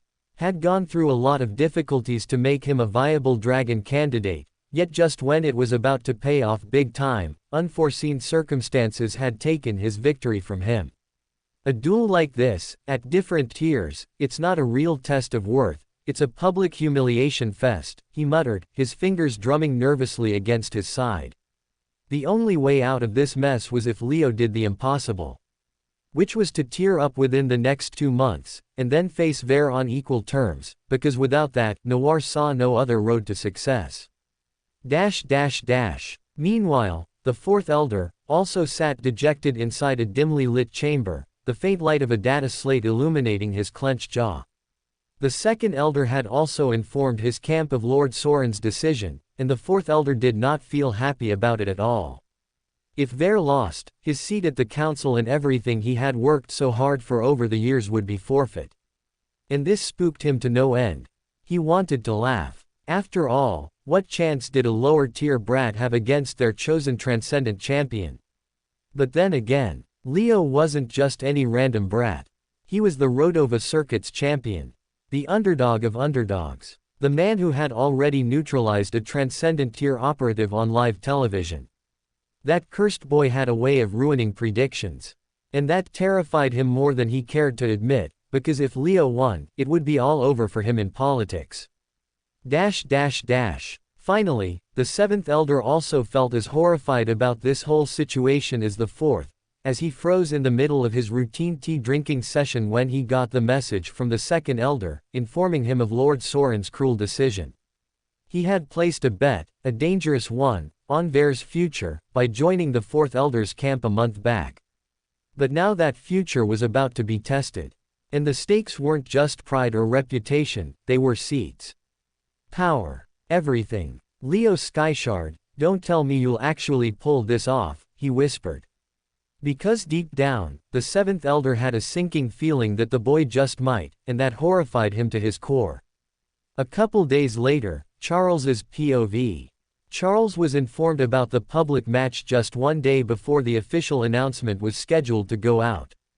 The news didn't come through a message or courier, but from the First Elder himself, who made the journey to planet Juxta in person to deliver Lord Saurin's verdict. Charles burst into laughter the moment he heard what had unfolded inside the council room. Ha ha ha ha. It sounded loud and genuine at first, but the rage bubbling beneath his skin was impossible to miss.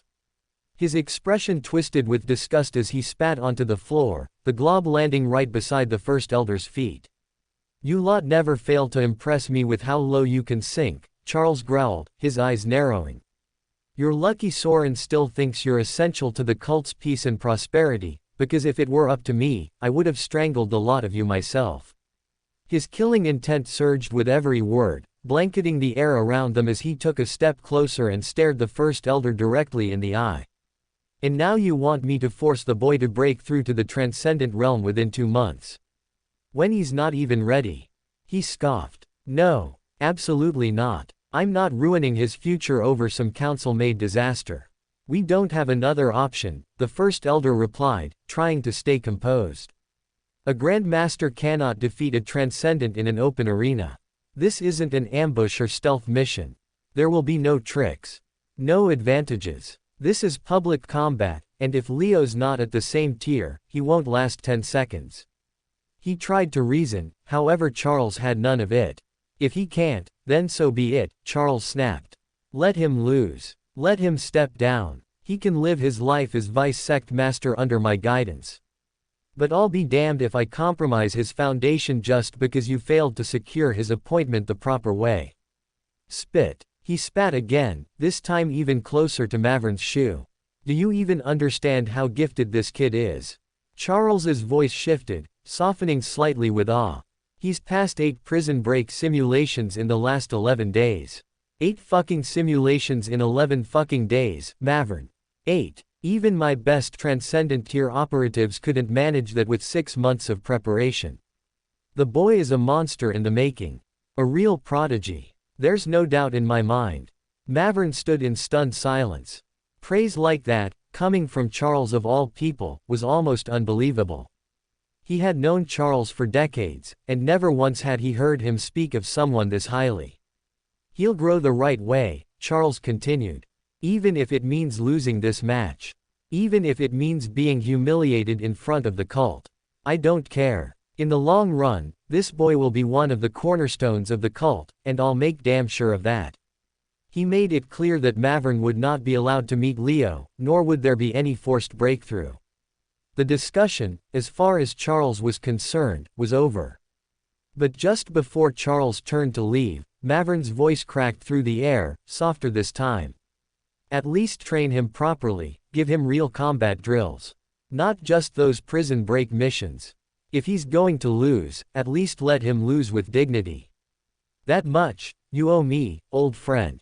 Charles stopped, then exhaled deeply. That much I can do, he said with a sigh, before shaking his head and taking off, vanishing into the sky. Maverin remained behind, alone with his thoughts, wondering if perhaps, just perhaps, Charles's combat training would prove to be enough for him to upset the odds. No, what am I even thinking? A Grand Master can't beat a Transcendent in open combat. If Charles won't push him for a breakthrough, then this fight is as good as doomed, Maverin said to himself in a low voice, as he began to mentally lose hope of any victory. Dash dash dash dash dash dash dash dash dash dash dash dash dash dash dash. Meanwhile, Aegon Ver's POV. Probably the only person who found genuine satisfaction in the announcement of the public bout was Aegon Ver himself, as this was exactly the kind of outcome he had been hoping for all along. He stood inside the Fourth Elder's private training ground, his arms folded loosely across his chest as he looked down at the written message that had just come through via the messenger, as a slow smile crept across his face. Hey, I was waiting for this regardless, Ver muttered, a glint of amusement flickering in his eyes. Old man Saurin has done me a favor here. He tilted his head back and chuckled, the sound rising from his throat like it couldn't be helped. Now I get to be named Dragon, and finally put that arrogant little brat in his place. He's been roaming as the little circuit's champion for long enough, but it's time to shrink him down to size. His fingers twitched at his side, the thrill of battle already coursing through his veins as he imagined the smug expression on Leo Skyshard's face twisting in confusion, then fear, then defeat when they eventually met in battle. Ha ha ha, this is perfect, Ver laughed to himself, louder this time, his voice carried by the wind. There won't be any politicians deciding our future, just a single fight. One that I'm going to win so convincingly, it'll leave no room for doubt. I'll drag him through the dirt and make sure everyone knows who the true deserving candidate to become dragon is. He could already see it, the crowd roaring his name, the ceremonial robes of the dragon being wrapped around his shoulders, and Leo lying at his feet, broken and humiliated. A Grand Master versus a Transcendent. TCH. This won't even be a fight. He turned away from the training ground, the grin still plastered on his face as he walked back toward his resting room.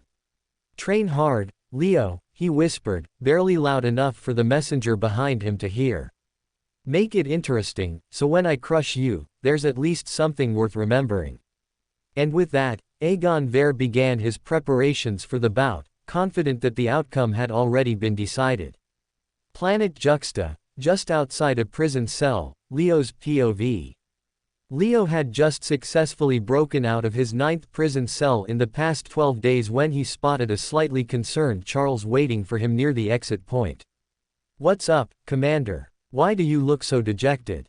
Don't tell me you finally ran out of prisons to throw me in, Leo asked with a cocky grin, stretching his shoulders as if expecting another challenge. Charles, however, didn't return the smile. Instead, he raised a hand and gestured for Leo to settle down, his expression more serious than usual. Look, son, Charles began, his voice slower and heavier than usual.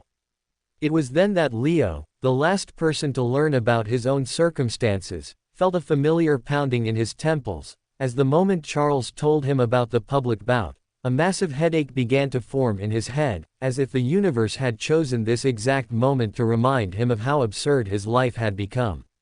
The fuck? Who the hell even wants to be dragon? Not me for sure, Leo muttered, exasperated, because in the first place, he never had any desire to become the cult's chosen dragon. It was the 12th Elder who had tried to forcibly push the title onto him, even going so far as to hold his family hostage to ensure cooperation. But when the moment came to convince the rest of his political allies, the man suddenly failed to deliver. I swear, the 12th Elder is seriously the most incompetent fool I've met. He bullies me relentlessly, but when it's time to walk the talk, he's absolutely useless. Leo snapped, throwing his hands in the air as he bit back a string of curses he badly wanted to let loose.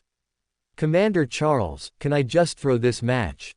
I really don't care about the title of the dragon, it feels like way too much hassle anyway. If this Ver guy wants it so badly, let's just give him the damn thing and be done with it, Leo asked, half serious, half joking, as Charles simply shook his head in firm refusal. You can lose with your dignity intact, but you can't throw the fight.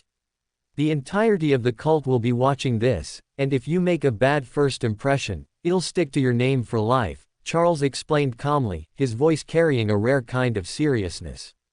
Whether you win or lose, you need to show heart. So that when you eventually join the army, or take up some other post, your men look at you with respect, not as some coward who backed out of his first real test. Leo rolled his eyes in disbelief, struggling to understand who in their right mind ever thought it was a great idea to pit a Grand Master against a Transcendent in open combat. To make matters worse, this farce of a duel would mark his formal debut within the cult, the very place he now had to build a life in, considering he was already branded a wanted criminal back in the righteous faction. Perfect, just perfect. It seems like I've made excellent life choices by allying myself with you people, Leo muttered sarcastically, as Dumpy, who was sitting perched on his shoulder with folded arms, nodded in agreement like an old sage. Lord Father, please allow me to face this Ver guy on your behalf. I assure you, I will whoop his candy ass and bring great honor to your name. You only need to say the word, Dumpy offered proudly, his tone filled with ridiculous conviction, as Leo couldn't help but chuckle at his words. You want to be the next dragon, Dumpy. I think you'd make a fine messiah, Leo teased, watching as Dumpy puffed out his chest in pride and nodded smugly. Why would I want to be an inferior creature like a dragon, Lord Father? When I am a beautiful, mythical swamp frog. I love my race the best. Dumpy declared, completely straight-faced, and Leo burst out in full-blown laughter. For all the chaos surrounding his life lately, having Dumpy around at least brought some light into his otherwise grim days. On a serious note, son, Charles suddenly said in a graver voice, drawing Leo's attention back to reality. Do you want to win this fight or not? Because depending on how badly you want it, I'll curate your training regime accordingly for the next 2 months. Charles asked, as Leo gave him a self-deprecating smile, feeling unsure on how to even answer that. On one hand, he didn't care about becoming dragon, not even a little. But on the other hand, he wasn't exactly the type who enjoyed losing either. If he was going to show up and fight for real, then naturally, he wanted to fight to win. Commander, to be honest, I want you to train me as hard as you can for the next 2 months. Not because I particularly want to become the dragon or anything, because I genuinely could not care less about that title. But because I want to train for it regardless. Growing stronger and pushing myself is never going to be a waste of my time. If I win, I win. If not, at least the training I did won't go to waste. And I'll take that as my real win. He said nonchalantly while shrugging his shoulders, as Charles stared at him in silence, feeling something stir deep within. Listening to Leo's mindset, Charles felt a spark light up within him, a rare spark that he hadn't felt in years. It was rare to find a child at Leo's age with a warrior's mentality like that of a sage. At Leo's age, most kids were blinded by vanity and obsessed with results, titles, and recognition. But Leo wasn't one of them. Good, Charles finally said, his voice laced with resolve. If you're ready to put in the work, then I promise you, Ver won't win easy, no matter the tier advantage he holds. Leo gave him a bright smile and a thumbs up, completely unaware that in this exact moment, he had just awakened a sleeping giant. Up till now, Charles had only been training him out of obligation, however, from now onwards he decided to take it seriously.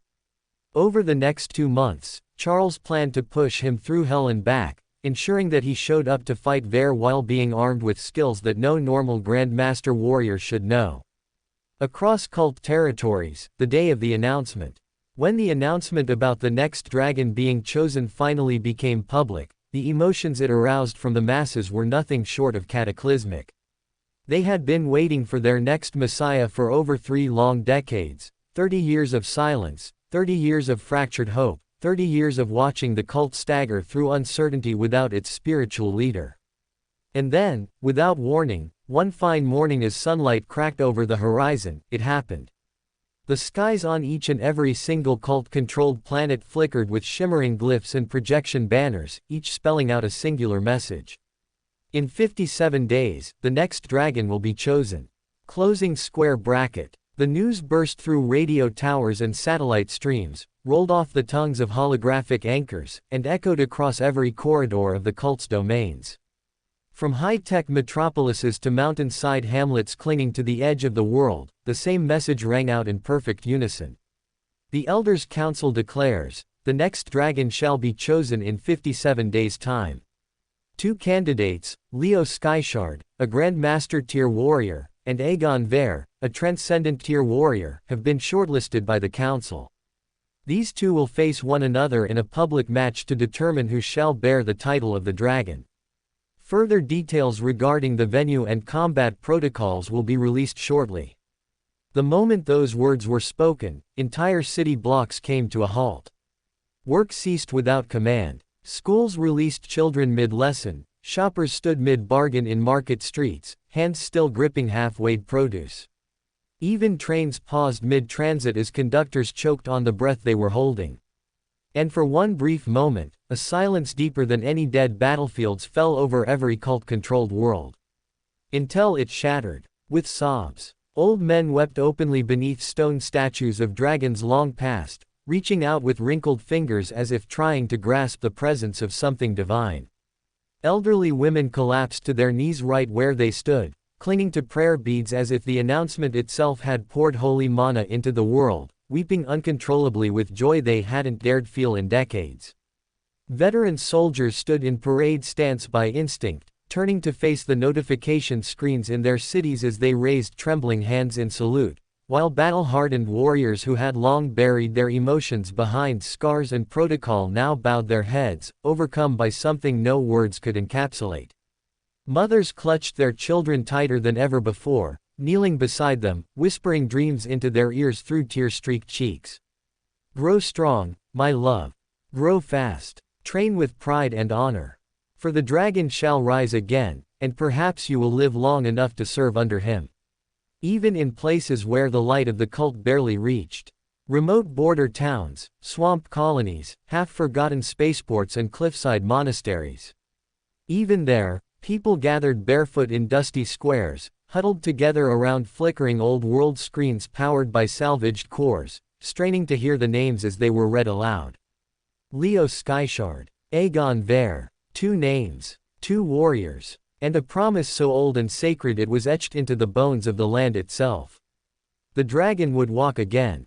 As within a few hours of this announcement being made public, recruitment offices that had been shuttered for years reopened with a renewed enthusiasm, only to be mobbed by a flood of new pledges.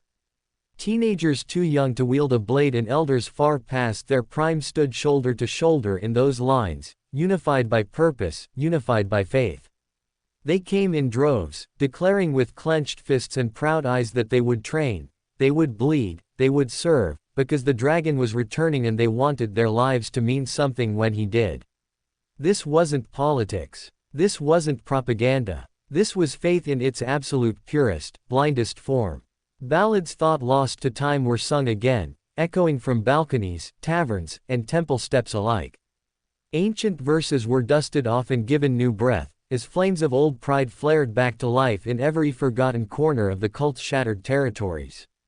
Fireworks ignited the night sky without ceremony or order, as the commoners expressed their joy over the dragon's return.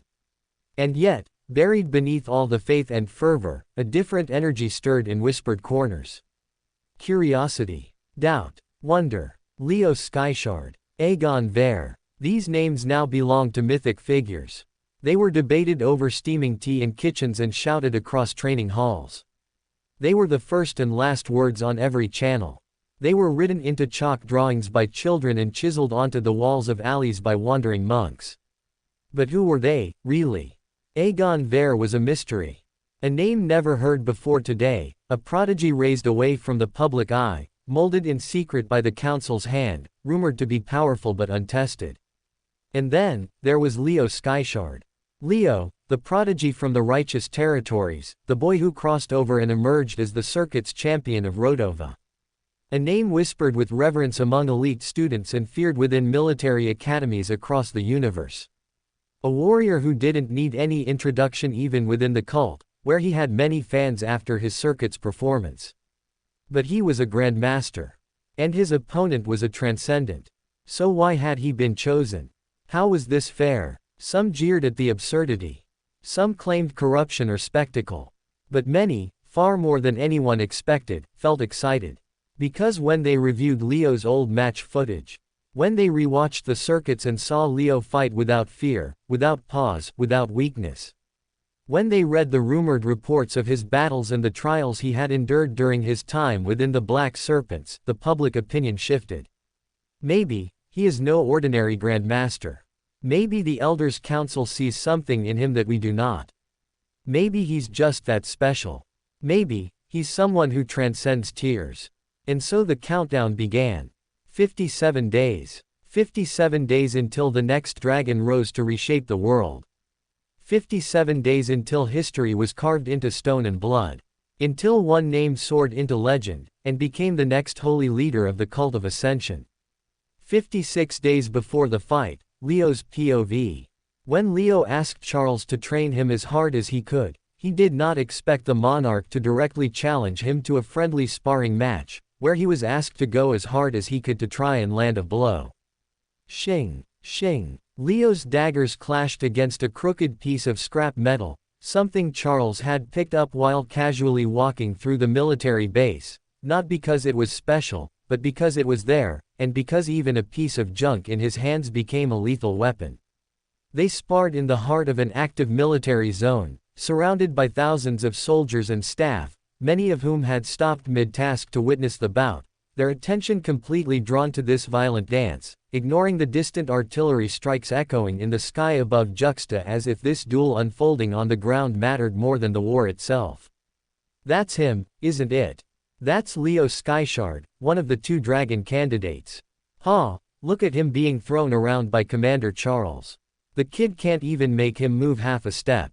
Of course he can't. The commander is a monarch. Even if every soldier on this base charged him at once, I doubt we'd manage to make him retreat. The crowd murmured in hushed awe, their words flowing over one another, some with admiration, others with skepticism, as they tried to see just what one of the 2 dragon candidates was potentially made of.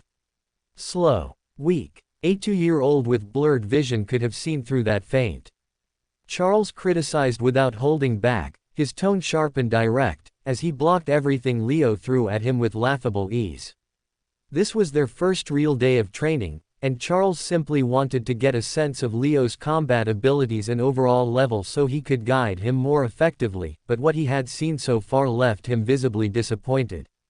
He let Leo burn through every ounce of stamina, every burst of mana, every last variation of technique, before even considering the idea of counter-attacking. As Leo, drenched in sweat and struggling to catch his breath, tightened his grip on his blades, his mind racing through options that had already failed him a dozen times in the last 40 minutes. No matter how he moved or what combinations he used, whether it was blade switch transitioning into dark blade, or astral hook bind linked through stormflash traverse, or even mirror world paired with vanish, nothing seemed to break Charles's defense. Nor did it seem to even come close. It was as if Charles could see beyond illusions and feints alike, as if he could read Leo's thoughts before they ever translated into motion, and strike preemptively by sheer instinct honed over 1,000 battles. Leo grit his teeth, a bitter realization blooming in his chest as fatigue dulled his steps, and his mana reserves started to run low. The gap between them was too wide. Too absolute. Too unfair. He could not touch Charles. He could not even shake him. And hence, when he started to run out of tricks to perform, it was Charles who finally got bored and decided to end the fight. "All right, I'm bored now. Time to knock you unconscious," Charles declared, as he charged towards Leo with the intention to hit the pressure point on his neck, his expression calm and unimpressed, as if even the act of ending the fight wasn't worth much effort. Yet the moment his feet moved, Leo's instinct screamed at him to back off. He knew what was coming. Knew where the strike would land. Knew that Charles was aiming for the pressure point on his neck, and still, there was nothing he could do.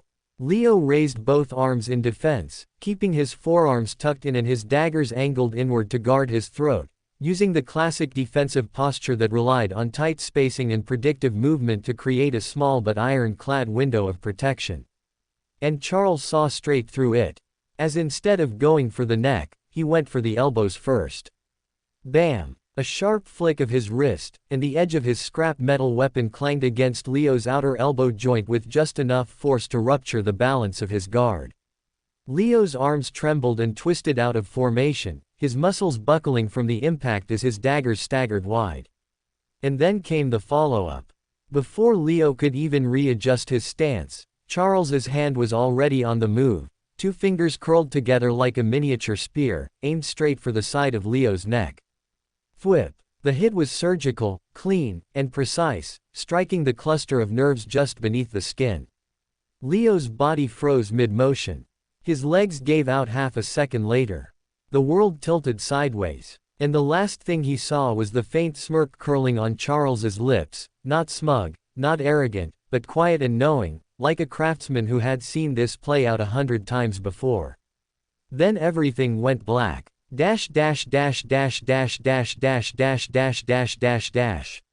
Woohoo. Let's go, Commander. Ha ha ha, the dragon candidate is still too green.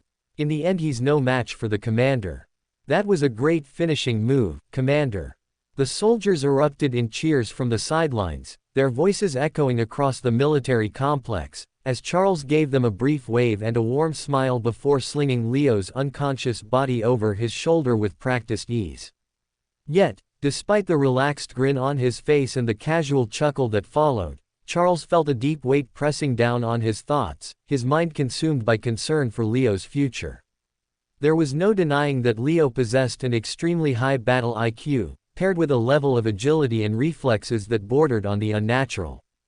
His ability to read situations, adapt on the fly, and strike with precision was nothing short of impressive. But his flaws were just as glaring.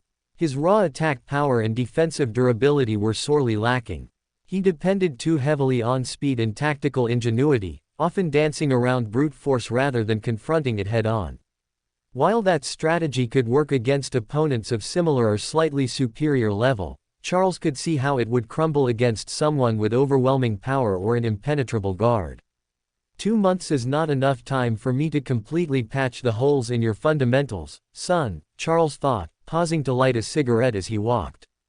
He took a deep drag, inhaling nearly a third of the bud in one breath, the familiar burn doing little to ease the storm of thoughts in his head. So we'll need to double down on what you already excel at, and sharpen those tools until they're so refined that they can pierce through even higher-tiered defenses. He exhaled a long stream of smoke, eyes narrowing slightly as his thoughts circled in on a single possibility.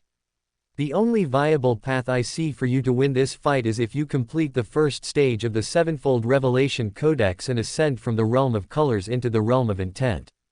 That's the only way you'll gain the tactical advantage you need to bridge the gap in tiers.